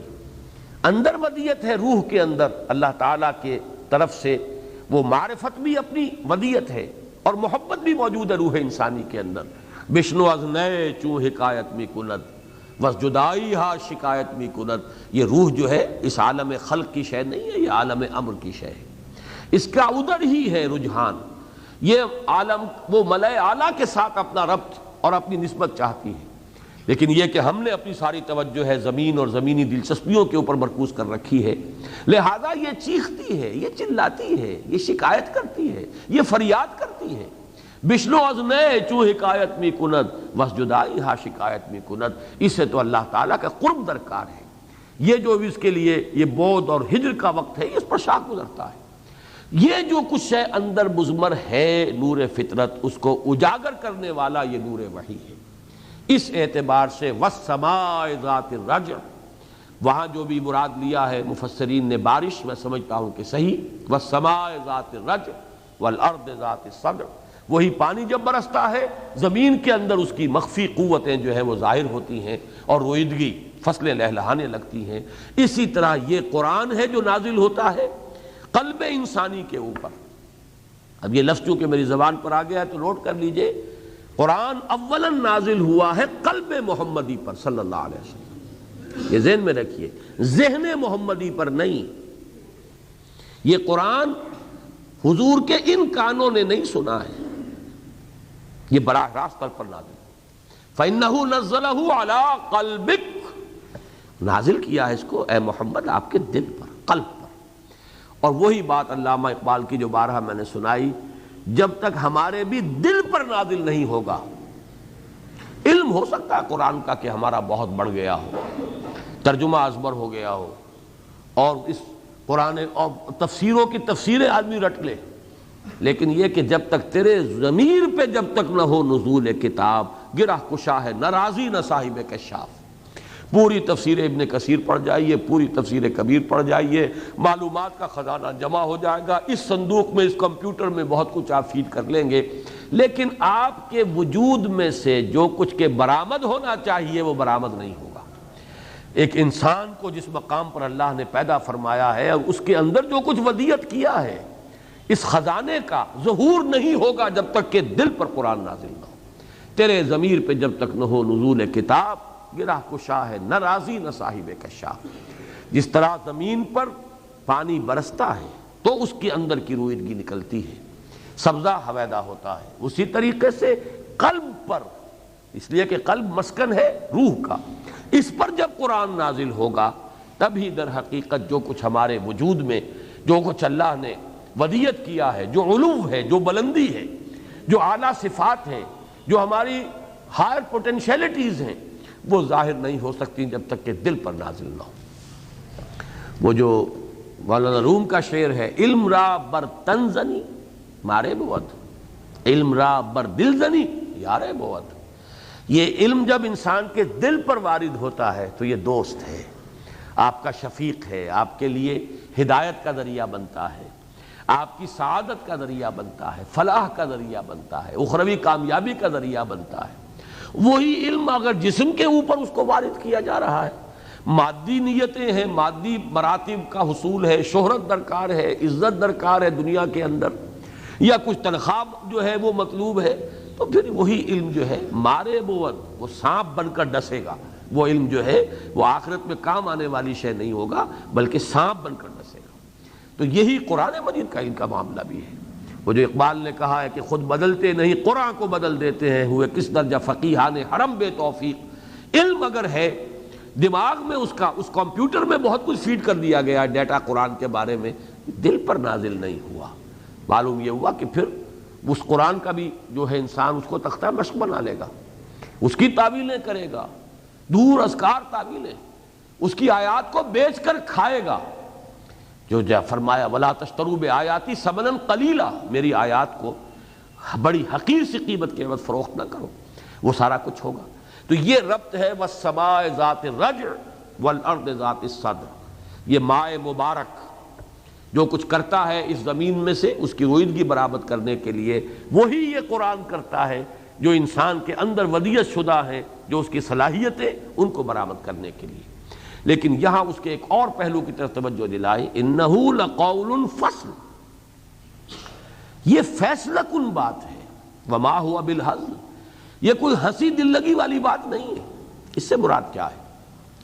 وہ بات در حقیقت اگر حدیث کے حوالے سے سامنے آئے تو بہت ہی آسانی سے واضح ہو جائے گی۔ مسلم شریف کی روایت ہے، حضرت عمر راوی ہیں رضی اللہ تعالی عنہ، ان اللہ یرفع بہذا الکتاب اقواما ویضع بہ آخرین، اللہ تعالیٰ اسی قرآن کی بدولت قوموں کو اٹھائے گا اور اسی کی وجہ سے گرائے گا۔ جو اس قرآن کو پیٹھ دکھائیں گے، اس سے دور ہو جائیں گے، اعراض کریں گے، ان کو گرنا ہی گرنا ہے لا محالہ، اور جو اس کو اپنا امام بنائیں گے، اس کی رہنمائی اختیار کریں گے، انہیں ابھرنا ہی ابھرنا ہے، اس میں کسی شک و شبہ کی گنجائش نہیں۔ البتہ اس ضمن میں، اس حدیث کے ضمن میں میرے ذہن میں جو ایک اشکال رہا تھا، میں نے پھر اسے بیان کیا ہے کہ اس کا ایک حل جو میرے سامنے آیا علامہ اقبال کے ایک قول کے ذریعے سے۔ اشکال یہ تھا کہ یہ دنیا کی قومیں جو ہے، ظاہر بات ہے کہ اس حدیث میں جو کچھ بیان ہو رہا ہے، ان اللہ یرفع بہذا الکتاب اقواما ویضع بہ آخرین، اگر تو آپ اسے آخرت کے اوپر صرف محمول کریں گے تب تو کوئی اشکال نہیں۔ آخرت میں فلاح اور سعادت انہی کے لیے جو قرآن کو امام بنائیں گے، اور باقی جو ہے وہ جہنم میں قعر مذلت کے اندر گرا دیے جائیں گے۔ لیکن یہ کہ حدیث کے الفاظ جو ہیں ان کے اندر وسعت ہے، اس دنیا کے اندر بھی عروج و زوال جو ہے قوموں کا معلوم ہوتا ہے کہ اس کی طرف اشارہ ہے، جبکہ ہم دیکھ رہے ہیں کہ اس وقت جو دنیا میں اقوام ہیں جن کے پاس طاقت ہے، دبدبا ہے، اس وقت وہ امام بنی ہوئی ہیں دنیا کی، ان کا ہر اعتبار سے جو ہے وہ سپر پاورز، بلکہ اب تو ان میں سے ایک جو ہے وہ اس مرحلے پر نہیں رہی تو اب سپریم پاور کی حیثیت جو ہے ایک کو ہو گئی ہے۔ اگرچہ یہ زمانہ جو ہے جیسا کہ میں نے کئی مرتبہ عرض کیا ان دنوں، یہ در حقیقت اس کے زوال کا آغاز ہے۔ اس کا وہ جو متھ ہے وہ ایکسپلوڈ ہو رہا ہے رفتہ رفتہ کہ سپریم پاور اور اس کے ذرائع اور اس کے وہ ہتھیار اور اس کے وہ سارے نقشے جو فیل ہوتے نظر آ رہے ہیں۔ مسلمانوں پر جو تباہی آنی ہے وہ تو آنی ہے، لیکن یہ کہ خود اس کا کچھ لوگوں نے کہا اور صحیح کہا ہے کہ امریکہ جیت کر بھی ہارے گا۔ اس کی ہار کا در حقیقت یہ نقطہ آغاز ہوگا اس کے زوال کا، جیسے کہ برطانیہ کا زوال دوسری عالمگیر جنگ کے بعد ہو گیا، ورنہ وہ تو بہت بڑی طاقت تھی دنیا کی، اس پر تو سورج غروب نہیں ہوتا تھا سلطنت برطانیہ پر، لیکن دوسری جنگ عظیم کے بعد وہ خود غروب ہو گئی۔ اب اس کی کوئی حیثیت نہیں ہے سوائے یہ کہ امریکہ کی ایک حاشیہ نشین ایک حکومت ہے، اس کے سوا کوئی انڈیپینڈنٹ حیثیت نہیں۔ اب یہی حشر در حقیقت وقت کی بات ہے، کچھ وقت تو لگے گا، لیکن یہ کہ امریکہ کا بھی یہ وقت ہو کر رہے گا، یہی حشر ہو کر رہے گا۔ لیکن اس وقت جو ہمارے غور کی بات ہے وہ یہ جس کی طرف میں اشارہ کر رہا تھا کہ یہ اقوام دنیا میں ابھری ہیں اور مسلمان گرے ہیں۔ کم سے کم ہم قرآن کے ماننے والے تو ہیں، قرآن کی تلاوت کرتے ہیں، قرآن پڑھتے ہیں، وہ تو قرآن کو مانتے ہی نہیں، اس کا انکار کرتے ہیں۔ اس اشکال کا حل کیا ہے؟ علامہ اقبال نے اپنے خطبات کے مقدمے میں جو بات واضح کی ہے وہ یہ ہے کہ در حقیقت جدید جو تہذیب ہے اس کا بھی ایک نیوکلیس کہہ لیجئے یا انر کور کہہ لیجئے، انر کور کا لفظ استعمال کیا ہے، یہ خالص قرآنی ہے، یعنی توہمات کو چھوڑ کر حقائق پر اپنے موقف کی بنیاد رکھنا، یہ ہے در حقیقت جس کا کہ قرآن مجید نے جس کی طرف رہنمائی کی نوع انسانی کی، توہمات کو چھوڑ دو۔ ان السمع والبصر والفؤاد کل اولئک کان عنہ مسئولا، ہم نے تمہیں سماعت اور بصارت اور غور و فکر، استنباط، استدلال، استنتاج، اس کی جو صلاحیتیں دی ہیں ان کو بروئے کار لاؤ۔ ولا تقف ما ليس لك به علم ان السمع والبصر والفؤاد كل اولئک کان عنہ مسئولا۔ یہ جو نیا ایک دور قرآن نے شروع کیا ہے دنیا میں، ہم نے یہ چیز دی مغرب کو، خود سو گئے، مغرب اس کو لے کر آگے بڑھا ہے، یہ ہے اصل انر کور۔ اس کے گرد جو اس نے لپیٹ لی ہیں اپنی تہذیبی اور تمدنی جو بھی ان کی اس وقت کی ظاہری شکلیں اور صورتیں ہیں، وہ ایک اضافی شے ہے، وہ ضلالت اور گمراہی ہے، لیکن یہ انر کور، کھول آنکھ، زمین دیکھ، فلک دیکھ، فضا دیکھ، توہمات کے اوپر جو ہے اپنے موقف کو قائم نہ کرو۔ وَلَا تَقْفُ مَا لَيْسَ لَكَ بِهِ عِلْمٌ إِنَّ السَّمْعَ وَالْبَصَرَ وَالْفُؤَادَ كُلُّ أُولَئِكَ كَانَ عَنْهُ مسئولا۔ تو یہ انر کور جو ہے پریزنٹ سویلائزیشن، ماڈرن سویلائزیشن کا، وہ یہ ہے۔ تو وہ بھی در حقیقت جیسے کہ یعنی میں نے کئی مرتبہ عرض کیا ہے کہ باطل کا دنیا میں وجود نہیں ہے، باطل بھی اپنے ظہور کے لیے حق کا کوئی نہ کوئی جز لے کر اس کے بل پر کھڑا ہوتا ہے، اس کے اوپر تانا بانا اپنا بن دیتا ہے۔ جیسے یہ آکاش بیل ہوتی ہے جو درختوں کے اوپر چھا جاتی ہے اور چوس جاتی ہے اور ان کو ختم کر دیتی ہے، خود اٹھنے کی صلاحیت اس میں نہیں ہے، وہ درخت کے اوپر چڑھے گی، چاہے اس درخت کو پھر وہ ٹنڈ منڈ کر دے اور سارا کا سارا درخت جو ہے وہ اس کی ساری صلاحیت کو چوس جائے۔ اسی طرح باطل بھی کوئی نہ کوئی انر کور حق کا لے کر اس پر اپنا تانا بانا جو ہے وہ جیسے عنکبوت کا جالا ہے، وہ اس طریقے سے اس کے اوپر جالا جو ہے وہ اپنا بنتا ہے، ورنہ اس کا اپنا کھڑے ہونے کے لیے اس کی کوئی ریڑھ کی ہڈی موجود نہیں۔ اس اعتبار سے اس تہذیب کا انر کور بھی قرآنی ہے جس کو ہم چھوڑ بیٹھے۔ ہم تو اب گویا کہ ہر اعتبار سے خسرت دنیا والآخرہ والی بات اس کا جو ہے ایک نشانی جو ہے در حقیقت آج امت مسلمہ ہے۔ بہرحال نوٹ کیجئے انہ لقول فصل۔ اچھا، اس کا جو سب سے نمایاں مفہوم سامنے آیا عین اس وقت جب کہ قرآن نازل ہو رہا تھا، وہ یہ ہے کہ یہ قرآن کسی شاعر کا کلام نہ سمجھنا اسے۔ کسی شاعر کو آپ نے داد دے دی تو کیا، نہ دی تو کیا، کسی قصیدہ گو کو آپ نے کچھ انعامات دے دیے تو کیا اور نہ دیے تو کیا۔ زیادہ زیادہ یہی ہے نا کہ وہ کہہ دے گا بخیل ہے، میں نے اتنا بڑا قصیدہ اس امیر کو یا اس شیخ قبیلہ کو پڑھ کر سنایا، اس کی شان میں اتنے کچھ میں نے زمین و آسمان کے قلابے ملا، اس نے مجھے کچھ بھی نہیں دیا، یہی ہوگا نا اور کیا ہوگا۔ کسی شاعر نے بڑی اچھی غزل کہی ہو اور آپ جو ہے سن کر بس ایسے ہی خاموش رہ جائیں، وہ یہی کہے گا کہ یہ اس کے اندر صلاحیت نہیں ہے، سخن فہم نہیں ہے، اس سے زیادہ تو نہیں۔ قرآن ایسی شے نہیں ہے، اسے مانو گے تو بچت ہوگی اور نہیں مانو گے تو ہلاک کر دیے جاؤ گے۔ اس لیے کہ رسول کا معاملہ یہ ہوتا ہے، رسول کی آمد کے بعد کوئی رعایت جو ہے قوم کے ساتھ نہیں کی جاتی۔ اب میں چونکہ اس کو ایک پھر جس کو یونیورسل ٹروتھ کہا جاتا ہے اس اعتبار سے بیان کر رہا ہوں، کہنا یہ چاہیے کہ رسولوں کی آمد کے بعد پھر کوئی رعایت نہیں دی جاتی تھی، اس لیے کہ اب رسولوں کی آمد کا سلسلہ بند ہو چکا ہے۔ محمد الرسول اللہ صلی اللہ علیہ وسلم آخری نبی، آخری رسول، لہذا ہمیں اس کو جو پاسٹ ٹینس ہے، صیغہ ماضی کے اندر ہمیشہ تذکرہ کرنا چاہیے۔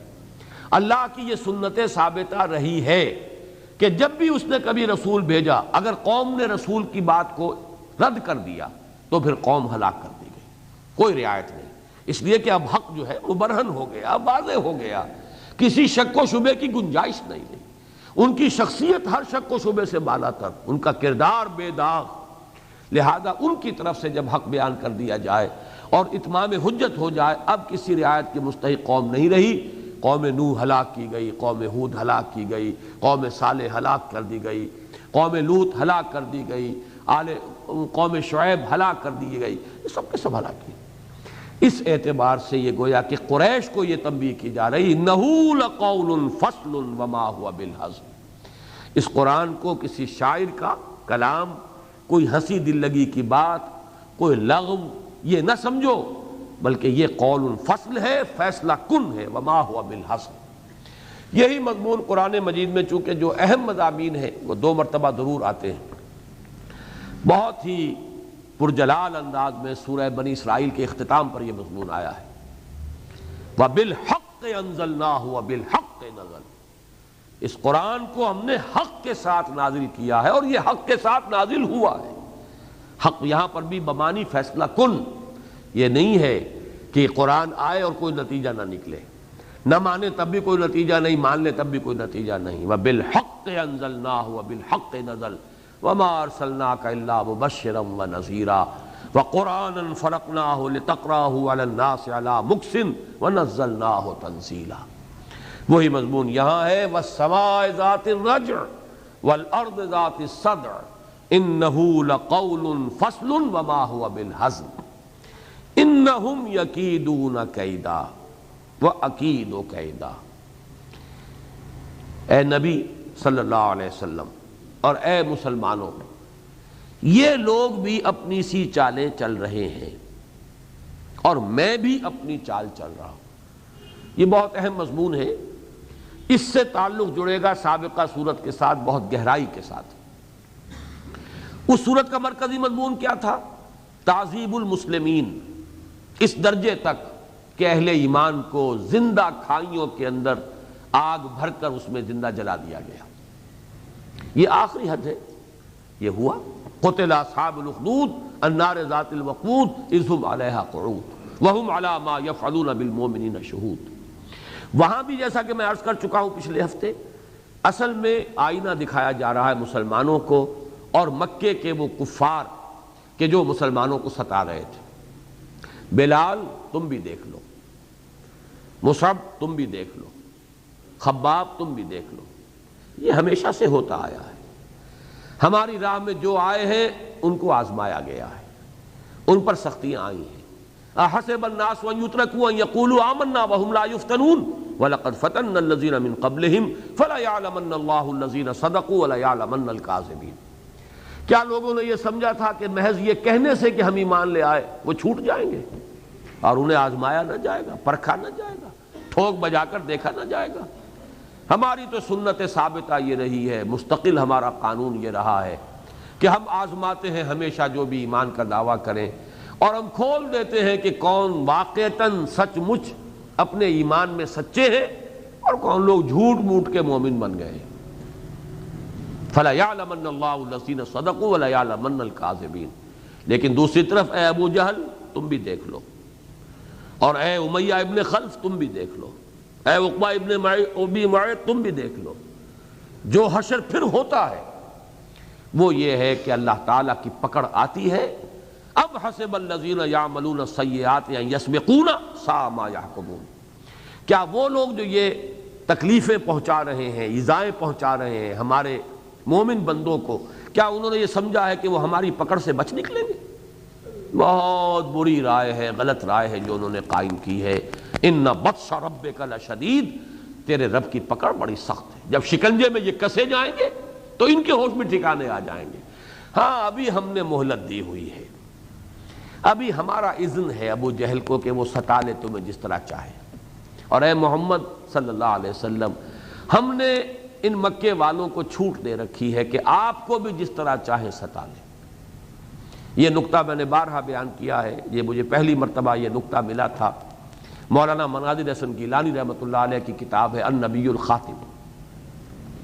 انہوں نے کلیئرلی ڈیمارکیٹ کیا ہے کہ جو یوم طائف ہے سن 10 نبوی میں، طائف کا سفر، یہ ٹرننگ پوائنٹ ہے حضور کی سیرت میں۔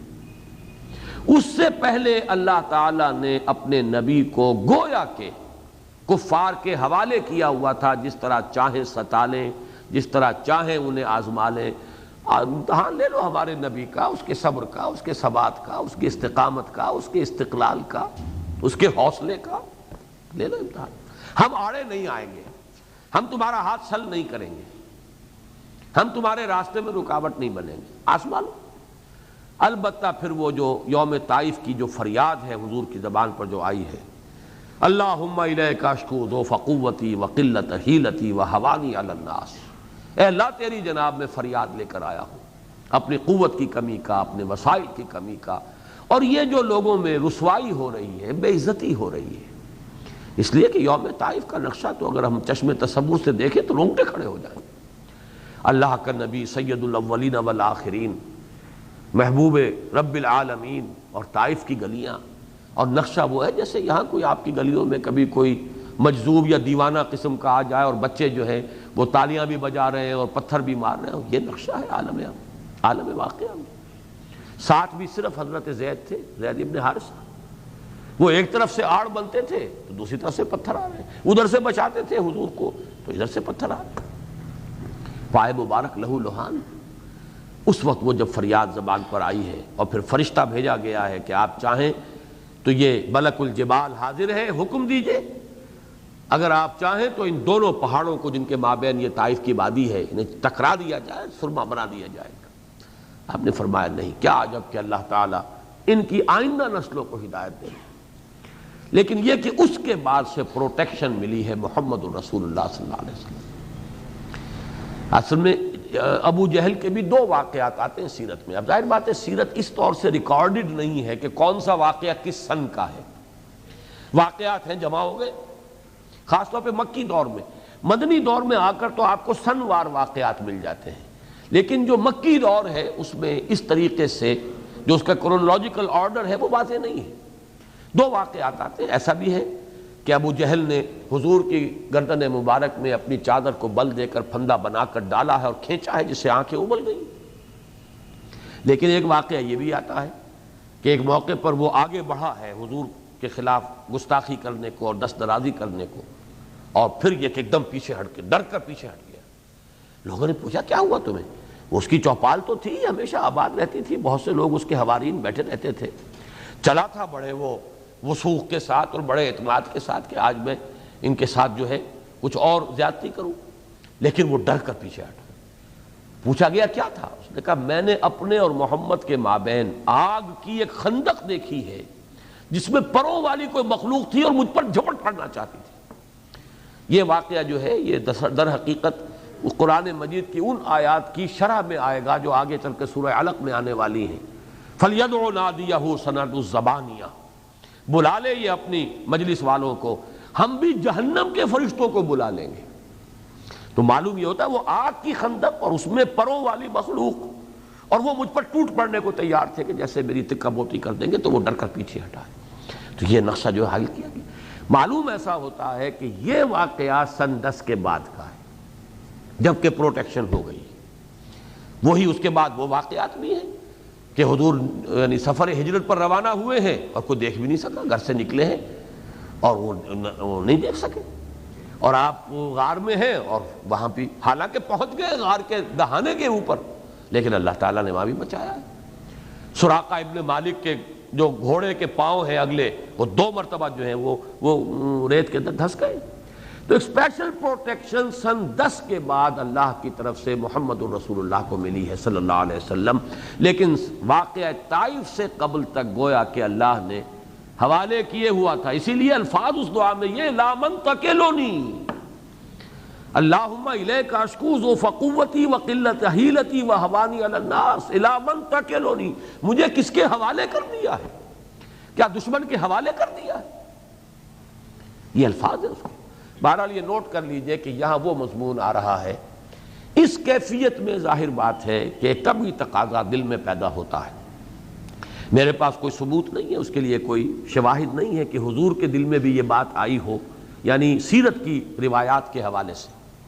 لیکن قرآن مجید کے بعض مقامات پر بین السطور یہ مضمون موجود ہے کہ جیسے حضور کے دل میں یہ خواہش پیدا ہوئی ہو کہ اب ان کا حساب کب تک انہیں ڈھیل دی جائے گی. انہوں نے تو اپنا خبث باطن ظاہر کر دیا، خباثت پوری طرح کھل کر آ چکی. کیسے کیسے میرے ان جانثاروں کے اوپر سختیاں انہوں نے جو ہے وہ توڑی ہیں. اب کب تک انہیں ڈھیل دی جائے گی؟ اور بعض مواقع پر جیسے سورہ مریم کی آیت جو ہے وہ بہت اہم ہے. وَلَا تَعْجَلْ عَلَيْهِمْ، اے نبی جلدی نہ کیجئے ان کے بارے میں. یہ ہماری اپنی حکمت کے تحت ہوگا کہ ہم کب تک انہیں ڈھیل دیتے ہیں. لیکن یہ نہ سمجھیے کہ یہ بچ نکلیں گے، معاذ اللہ. جس کی مثال یہ ہے کہ جب آپ مچھلی کا شکار کر رہے ہو تو اگر کانٹا جو ہے مچھلی کے حلق میں پھنس گیا، اب آپ ڈور ڈھیلی چھوڑتے ہیں، آپ کو پورا پتا ہے، یقین ہے کہ کہاں جائے گی اب مچھلی، وہ تو کانٹے کے اندر جو ہے پھنسی ہوئی ہے. اسی طرح یہ کہیں بچ کر نکلنے والے نہیں ہیں. ان کے اوپر جب پکڑ آئے گی، ان بطش ربک لشدید، تیرے رب کی پکڑ بہت سخت ہے. لیکن جب تک ہماری حکمت میں ہے ہم ڈھیل دیں گے. یہ فیصلہ ہمیں کرنا ہے کہ کب تک ان کے لیے مہلت ہے، کب تک ڈھیل ہے. اسی مہلت میں ایک بہت بڑی حکمت ہے. یہ مضامین وہ ہے کہ جو پھر مدنی صورتوں میں جا کر واضح ہوئے. یہاں تو یوں سمجھیے کہ یہ بالکل نٹ شیل میں ہے. یہ تمام مضامین گویا کہ اس ایک آیت میں انہم یکیدون کیدم واکید کیدا، یہ دو آیات کے اندر یہ مضمون آ گیا ہے. یہی مضامین آئے ہیں، اس میں ہماری حکمت ہے. اسی سے تو جوہر نمایاں ہوں گے. مجھے ابھی وہ جگر کا شعر یاد آ رہا ہے، بیدار عزائم ہوتے ہیں اسرار نمایاں ہوتے ہیں، جتنے وہ ستم فرماتے ہیں سب عشق پہ ایسا ہوتے ہیں. یہ تو در حقیقت جوہر نمایاں ہو رہے ہیں ہمارے جانثاروں کے. کس کا کیا مقام ہے، کس میں کتنا صبر ہے، جس کو آپ انگریزی میں کہتے ہیں ہوز ہو. پتہ کیسے چلے گا؟ امتحان نہ ہو، آزمائش نہ ہو تو پتہ کیا چلے؟ امتحان ہو تو پتہ چلتا ہے یہ ڈسٹنکشن لے گیا، یہ فرسٹ ڈویژن میں پاس ہوا، یہ فیل ہو گیا. امتحان ہی نہ ہو تو کیا پتہ چلے گا ہوز ہو، کون کیا ہے، کس کا کیا مقام ہے. ایک تو یہ کہ ان کے جوہر نمایاں کرنے ہیں تاکہ بات واضح ہو ان کا جو ہے. دوسرے یہ اگر کہیں کوئی کھوٹ لگا ہوا ہو کہیں بالفرض، تو ظاہر بات ہے کہ آپ سونا جو ہے اگر اس میں کوئی کھوٹ ہے کٹھالی میں ڈالتے ہیں تپاتے ہیں تبھی تو زر خالص بن کر نکلے گا. یہ ان کی تربیت کا ذریعہ ہے، صحابہ کرام کی تربیت. وہ جو اکبر الہآبادی کا شعر میں نے بارہا پڑھا ہے، وہ منہج انقلاب نبوی کے ضمن میں، کہ تو خاک میں مل اور آگ میں جل، جب خشت بنے تب کام چلے، ان خام دلوں کے عنصر پر بنیاد تعمیر نہ کر، بنیاد نہ رکھ. معلوم یہ ہوا کہ جب تک ایک ایک اینٹ پختہ نہ ہو، پوری طرح بھٹی کے اندر تپائی نہ گئی ہو، تعمیر کیسے پختہ ہوگی؟ تو ہماری حکمتیں، ہماری بھی تدبیر ہے، ہماری بھی چال ہے، ہماری بھی حکمتیں ہیں. انہم یکیدون کیدم واکید کیدا، یقیناً یہ اپنی سی چالیں چل رہے ہیں. یہ سمجھتے ہیں کہ ہم اس پرسیکیوشن کے ذریعے سے، اس تعذیب کے ذریعے سے ان کا حوصلہ، ان کی قوت ارادی ختم کر دیں گے، ہم ان کو کفر کی طرف واپس لے آئیں گے، ہم انہیں دامن محمدی سے جو جس طرح وابستہ ہیں انہیں ہم مجبور کر دیں گے کہ اس سے دستبردار ہو جائیں اور چھوڑ کر آ جائیں، مرتد ہو جائیں، لوٹ آئیں. یہ ان کے سامنے ہے نقشہ، لیکن یہ ہونے والی بات نہیں ہے. اور اس میں نوٹ کیجئے، میں نے منہج انقلاب نبوی میں اس بات کو، یہ نقطہ بہت اہم ہے، بہت لطیف نقطہ ہے. جتنی یہ سختی ہو رہی تھی صحابہ کرام پر، اتنا ہی رائے عامہ ان کی طرف مائل ہوتی چلی جا رہی تھی. اس لیے کہ جس کو آپ سائلنٹ میجورٹی کہتے ہیں معاشرے کے اندر، بہت کم لوگ ہوتے ہیں جن کی کمٹمنٹ ہوتی ہے، کمٹمنٹ ادھر یا کمٹمنٹ ادھر. کمیٹڈ لوگ بہت کم ہوتے ہیں. کفر کے ساتھ بھی گہری کمٹمنٹ والے تو وہاں کے وہی چودھری سردار ان کے وہی تھے، جاگیردار اور ان کے جو سرمایہ دار تھے صرف وہی تھے. عام لوگوں کی کوئی کمٹمنٹ نہیں تھی. اسی طریقے سے یہ تو تھے ہی مٹھی بھر جو ایمان اور اسلام اور توحید کے ساتھ کمیٹڈ ہے، باقی جو تھے وہ تو سائلنٹ میجورٹی ہے۔ سائلنٹ میجورٹی سائلنٹ ہوتی ہے، اندھی نہیں ہوتی، بہری نہیں ہوتی، اس میں جرت نہیں ہوتی کہ بات کر سکے، لیکن دیکھتی تو ہے کہ کیا ہو رہا ہے۔ یہ بلال کو کیوں مارا گیا؟ اس نے تو کوئی جرم نہیں کیا، یہ کیا ہو رہا ہے اس کے ساتھ؟ یہ خباب کو دیکھتے ہوئے انگاروں پر لٹا دیا گیا، کیا کیا اس نے؟ اچھا آدمی ہے، بھلا آدمی ہے، لوہار تھے پیشے کے اعتبار سے، صحیح وقت پر کام دیتا ہے، صحیح اس کی جو ہے معاوضہ جو ہے صحیح اجرت لیتا ہے، بہت خوش اخلاق ہے، یہ کیا ہو رہا ہے؟ کیوں؟ اور جب جواب ملتا ہے صرف اس لیے کہ ایک اللہ کو مانتا ہے اور محمد کے دامن سے وابستہ ہو گیا صلی اللہ، یہ جرم ہے۔ اس جرم کی پاداش، اور یہ آپ اس کا اندازہ کیجئے کہ اس کا نتیجہ کیا نکلے گا۔ وہ سائلنٹ میجورٹی اندر ہی اندر سوے کر رہی ہے، وہ اب اس کا رخ ہو رہا ہے، ہمدردیاں ہو رہی ہیں اندر ہی اندر مسلمانوں کے ساتھ۔ اور یہی وجہ ہے، نوٹ کیجئے کہ بدر میں یہ جو 1000 گئے تھے یہ اندر سے کھوکھلے تھے، ان میں بہت بڑی تعداد میں ایسے لوگ موجود تھے جو دل میں یہ سمجھتے تھے کہ یہ تو ہمارے بہترین لوگ ہیں جو ہمارے سامنے، محمد سے بہتر کون ہوگا کردار میں اور شخصیت میں؟ ابو بکر، یہ لوگ، یہ تو ہمارے، یوں سمجھیے کہ ہمارا اصل جو ہے اثاثہ، ہمارا حاصل، ہمارا اصل سرمایہ۔ اور اپنے لوگوں کو بھی پتا تھا کہ ابو جہل کا کردار کیا ہے اور ابو لہب کا کردار کیا ہے اور فلاں کا کردار کیا ہے۔ تو ظاہر بات ہے کہ وہ جو طاقت ہوتی، ضرب کاری اس کی ہوتی ہے جسے اپنے حق پر ہونے کا یقین، جس کو یقین نہیں ہے کہ میں حق پر ہوں، اس کی ضرب کاری نہیں ہوتی۔ وہ نیم دلی کے ساتھ حملہ کرے گا، ضرب لگائے گا تو نیم دلی کے ساتھ۔ یہاں بھی مجھے وہ جگر کا شعر یاد آیا ہے کہ مجھے بہرحال وہ شعر اب یاد نہیں آ رہا ہے، میں چوٹ بھی کھاتا جاتا ہوں، قاتل سے بھی کہتا جاتا ہوں، توہین ہے دست و بازو کی وہ وار کے جو بھرپور نہیں۔ اب یہ وار بھرپور نہیں پڑھ رہے تھے، ان اس لیے نہیں پڑھ رہے تھے کہ اندر سے کھوکھلے تھے، اندر انہیں اپنے صداقت کا اور اپنے موقف کی سچائی کا یقین نہیں تھا، بلکہ اکثر و بیشتر تو وہ تھے کہ جو سمجھتے تھے کہ بہتر لوگ وہ ہیں، صحیح موقف ان کا ہے۔ تو یہ ہے، نوٹ کیجئے، انہم یکیدون کیدا واکید کیدا، یہ اپنی سی چال چل رہے ہیں، یہ سمجھ رہے ہیں کہ اس پرسیکیوشن کے ذریعے سے یہ حق کا راستہ روک لیں گے، یہ لوگوں کو برگشتہ کر دیں گے اس دین سے، توحید سے، اور دامن محمدی سے اپنا رشتہ منقطع کرنے پر آمادہ کر لیں گے۔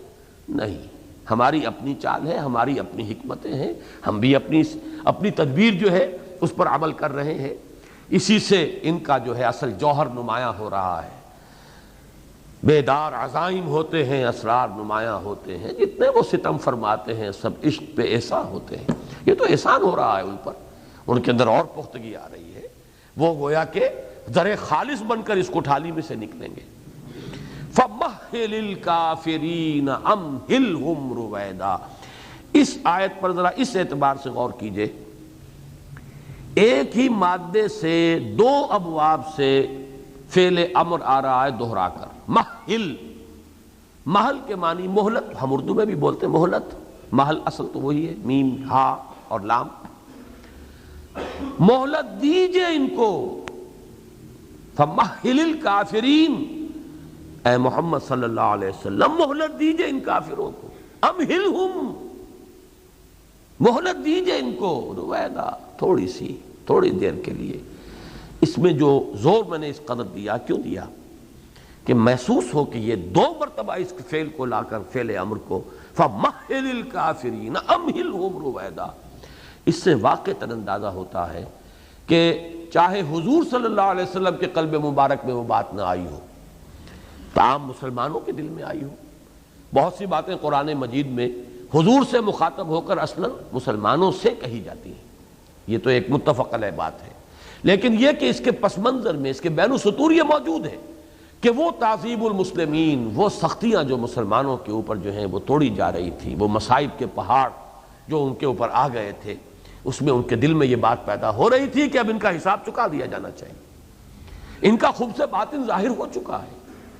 تو جیسے کہ میں نے سورہ مریم کی آیت آپ کو سنائی ہے، وَلَا تَعْجَلْ عَلَيْهِمْ، اے نبی ان کے لیے ذرا جلدی نہ کیجئے، یہ آیت نمبر 84 ہے سورہ مریم کی، جلدی نہ کیجئے، ان کو مہلت دیجئے، یہاں پر براہ راست حضور سے، یا یہ کہ حضور کی وساطت سے صحابہ کرام سے دیا جائے، جلدی نہ مچاؤ۔ اور وہ واقعہ میں آپ کو پچھلی مرتبہ سنا چکا ہوں، حضرت خباب بن الارت، وہی صحابی کے جو دہکتے ہوئے انگاروں پر لٹائے گئے تھے، وہی ہیں جو راوی ہیں کہ ہم حضور کی خدمت میں حاضر ہوئے کہ نبی صلی اللہ علیہ وسلم اب تو ہمارے لیے ناقابل برداشت ہو رہی ہے سختیاں، یہ مسائل، تو کیا آپ الا تدعو لنا، کیا آپ ہمارے لیے اللہ سے دعا نہیں کرتے؟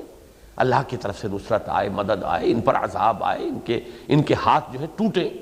یہ جس طریقے سے کوڑے برسا رہے ہیں بلال کے اوپر اور دوسرے صحابہ کے اوپر، اور جس طرح جنہوں نے ہلاک کر دیا ہے، شہید کر دیا ہے حضرت سمیہ کو بھی اور حضرت یاسر کو بھی رضی اللہ تعالی عنہما، تو ان کے لیے دعا کیجئے۔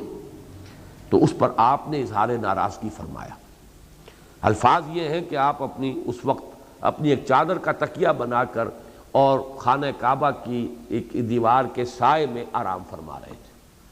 جب آ کر ہم نے عرض کیا حاضر ہو کر کہ حضور کیا آپ ہمارے لیے مدد کی درخواست نہیں کرتے، تو حضور اٹھ کر بیٹھ گئے۔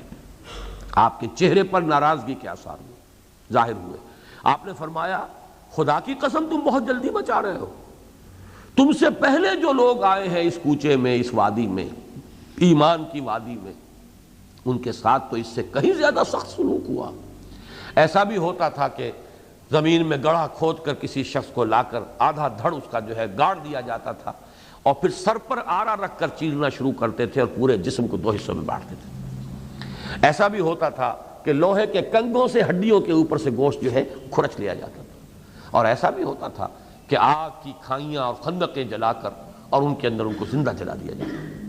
خدا کی قسم تم جلدی کر رہے ہو، ورنہ وہ وقت آ کر رہے گا کہ ایک سوار صنعاء سے حضر موت تک سفر کرے گا اور اسے سوائے اللہ کے اور کسی کا خوف نہیں ہوگا۔ وہ دین جو ہے غالب ہو جائے گا، اللہ کا دین، اللہ کا قانون نافذ ہوگا، امن و امان ہوگا، وہ سب ہوگا۔ لیکن ابھی یہ ابتلا کا دور ہے، ابھی امتحان کا دور ہے، ابھی آزمائش کا دور ہے، ابھی صبر کرنا ہوگا، ابھی جھیلنا ہوگا، ابھی برداشت کرنا ہوگا۔ وہی بات ہے فَمَهِّلِ الْكَافِرِينَ أَمْهِلْهُمْ، تمہیل اور امہال دونوں، باب تفعیل بھی باب افعال بھی دونوں جمع کر دیے گئے۔ یہ تاکید ہے، در حقیقت تاکید کا اسلوب ہے۔ تو مہلت دیجئے، مہلت دیتے رہیے۔ اگر تمہیل باب تفعیل کا اگر ہم ترجمانی کرنا چاہیں گے تو مہلت دیتے رہیے، ان کافروں کو مہلت دیجئے۔ رویدہ، یہ رویدہ کا لفظ بنا ہے، اس میں تصغیر ہے۔ یہ رعد کا مادہ آتا ہے آہستہ آہستہ حرکت کرنے سے، آہستہ آہستہ چلنا۔ رعدت الریح یعنی ہوا جو ہے اب آہستہ آہستہ چلنے لگی، وہ جھکڑ ختم ہو گیا، اب جو ہے بڑی نرم روی کے ساتھ ہوا چل رہی ہے، رعدت الریح۔ اسی معنی میں رویدہ، تھوڑا سا یہ کچھ وقت ہے، بس جلدی ہی یہ کٹھن مرحلہ گزر جائے گا، لیکن جب تک ہماری حکمت میں ہے ہم ان کی رسی دراز کریں گے۔ اس کا فیصلہ ہمارے ہاتھ میں ہے۔ آپ کا کام کیا ہے یہ نوٹ کیجئے گا۔ اگرچہ اب ہمارا یہ درس جو ہے تقریباً 2 ماہ جو ہے معطل رہے گا، اس لیے کہ اس وقت آپ اب ماہ شعبان میں بیٹھے ہیں، یہ جو پہلی شب ہے شعبان کی ہے۔ اگلا ہفتہ جو ہے ہمارا اس میں جو ہے سالانہ اجلاس ہو رہا ہے، پھر ایک درمیان میں ہفتہ آئے گا، پھر وہ ہمارے جو ہے محاضرات کے دن آ جائیں گے، پھر رمضان مبارک ہے، تو اب تو 2 ماہ کے بعد درس ہوگا۔ تو ایک درس درمیان میں ہو سکتا تھا 2 تاریخ کو، لیکن وہ میں اس لیے کہ جوڑا مکمل نہیں ہو سکے گا اور جوڑے کو میں توڑنا نہیں چاہتا، تو اگلا جو جوڑا ہے صرف اس کا ربط ذہن میں رکھیے۔ مہلت دیجیے اور کیجیے کیا؟ تذکیر کرتے رہیے۔ فذکر ان نفعت الذکریٰ، یہ سورۃ الاعلیٰ کا مرکزی مضمون ہے۔ فذکر انما انت مذکر لست علیہم بمسیطر، نصیحت کیجئے، تذکیر کیجئے، آپ ہیں ہی صرف نصیحت کرنے والے، صرف یاد دہانی کرنے والے، آپ کو داروغہ نہیں ہے، آپ کسی کی ہدایت کے ذمہ دار نہیں ہیں۔ اللہ کے ہاں آپ سے یہ سوال نہیں ہوگا کہ ابو جہل کیوں ایمان نہیں لایا، آپ کے ہوتے ہوئے ایمان نہیں لایا، کیوں نہیں لایا ایمان، یہ آپ کی ذمہ داری نہیں، مسئولیت نہیں۔ تو اصل میں اس آیت کے ساتھ جو ہے اگلا جوڑا جو ہے اس کا ربط جو مضمون کا ہے وہ اس کے حوالے سے، باقی یہ کام، یہ فیصلہ ہمارا ہے، کب تک مہلت دیں، کس کو ہم توفیق دیں ایمان لانے کی، کس کو ہم رد کر دیں، کس کی توفیق سلب کر لیں، کس کے دل پر مہر لگا دیں، یہ کام ہمارا ہے۔ آپ اپنا کام کیجئے، آپ کی ذمہ داری ہے تذکیر۔ فذکر ان نفعت الذکریٰ یہ سورۃ الاعلیٰ کی مرکزی آیت، فذکر انما انت مذکر لست علیہم بمسیطر، یہ در حقیقت اس جوڑے کو جوڑنے والا جو مضمون ہے وہ تذکیر ہے، اور اس کا ربط اس آیت سے قائم ہو رہا ہے۔ اب آپ ذرا چونکہ درس اللہ کے فضل و کرم سے مکمل ہو گیا، 5 نکات نوٹ کر لیجئے سورۃ البروج اور سورۃ الطارق کے مابین جو نسبت زوجیت ہے۔ نمبر 1 جو بالکل نمایاں ہے اظہر من الشمس ہے، وہ تو پہلا لفظ والسماء والسماء والسماء ذات البروج والسماء والطارق۔ دوسرا مضمون وہ میں بیان کر چکا ہوں، آفاق سے انفس کی طرف، حفاظت انفسی، حفاظت آفاقی، شیاطین جن سے بچاؤ، اس کے لیے بروج، اس کے لیے وہ شہاب ثاقب، اور ادھر ہر نفس کے اوپر ایک نگران اور نگہبان وہ موجود ہے۔ یہ گویا کہ وہ آفاق و انفس کا جو ربط ہے وہ ان دونوں صورتوں میں آیا۔ تیسری بات، تعذیب المسلمین، یہ مضمون ہے ان دونوں صورتوں کا، اس میں واقعے کے حوالے سے آیا، اور یہاں اس کا رد عمل جو مسلمانوں میں پیدا ہو سکتا ہے اس کا ذکر ہے۔ وہاں واقعہ تھا اصحاب الاخدود، اہل ایمان کو زندہ جلا دیا گیا، اس واقعے کا تذکرہ کیا گیا۔ یہاں پر اس کا جو رد عمل پیدا ہوتا ہے اہل ایمان کے اندر، اللہ قادر مطلق ہے، اللہ جب چاہے ان کے ہاتھ شل کر سکتا ہے، ان کی جو مہلت ہے ان کی وہ ختم کر سکتا ہے۔ بلکہ مجھے اقبال کا شعر یاد آیا، بڑا پیارا شعر ہے، تو قادر و عادل ہے مگر تیرے جہاں میں ہیں تلخ بہت بندہ مزدور کے اوقات۔ یہ شعر بلکہ میں واقع طائف پہ پڑھا کرتا کہ تو قادر و عادل ہے لیکن تیری زمین پر بیت رہا ہے محمد رسول اللہ پر یہ معاملہ، تو جب چاہے ان کے ہاتھ شل کر دے، تجھے اختیار حاصل ہے، اور یہ تیرے محبوب ہے محمد صلی اللہ علیہ وسلم، اور ان کے ساتھ یہ معاملہ ہو رہا ہے۔ تو قادر و عادل ہے مگر تیرے جہاں میں ہے تلخ بہت بندہ مزدور کے اوقات۔ وہی انداز ہے یہاں پر کہ ایک انسان کے دل میں اگر یہ جذبہ پیدا ہوتا ہے تو اس کا جواب دیا جا رہا ہے کہ اس میں بھی حکمت ہے۔ یہ ابتلا، یہ آزمائش، یہ پرسیکیوشن، یہ امتحان، یہ بغیر حکمت نہیں ہے، اس میں بڑی حکمتیں ہیں، اللہ اپنی تدبیروں کو خوب جاننے والا ہے۔ آخری چیز جو ان کے درمیان قدر مشترک ہے، سورۃ البروج ختم ہوئی اِنَّهُ لَقُرْآنٌ مَجِيدٌ فِي لَوْحٍ مَحْفُوظ، یہ قرآن ہے بہت بزرگی والا، بہت عظمت والا، لوح محفوظ میں ہے۔ یہاں فرمایا وہی قرآن، اِنَّهُ لَقَوْلٌ فَصْلٌ وَمَا هُوَ بِالْحَزْلِ، ایک ہے کسی شے کا اپنی جگہ پر علو مرتبت، ایک ہے اس کا جو نتیجہ برآمد ہو رہا ہو، یہ دو چیزیں علیحدہ ہیں۔ کوئی شے اپنی جگہ بہت بلند ہے لیکن اس سے کسی کو کوئی فائدہ نہیں پہنچ رہا، اس کا کوئی کسی کے لیے مثبت یا منفی جو ہے کوئی نتائج نہیں نکل رہے، اپنی ایک بزرگی ہے، اپنی بڑائی ہے، برتری ہے، نہیں، یہ قرآن مجید ہے اپنی جگہ پر، اور فیصلہ کن ہے قوموں کے حق میں، مانو گے اسے امام بناؤ گے تو روح و ریحان و جنت و نعیم، نہیں مانو گے رد کر دو گے، دنیا میں بھی عذاب ہے اور آخرت میں بھی عذاب ہے۔ اللہ تعالی ہمیں اس عذاب سے بچائے۔ بارک اللہ لی و لکم فی القرآن العظیم ونفعنی و ایاکم بالآیات والذکر الحکیم۔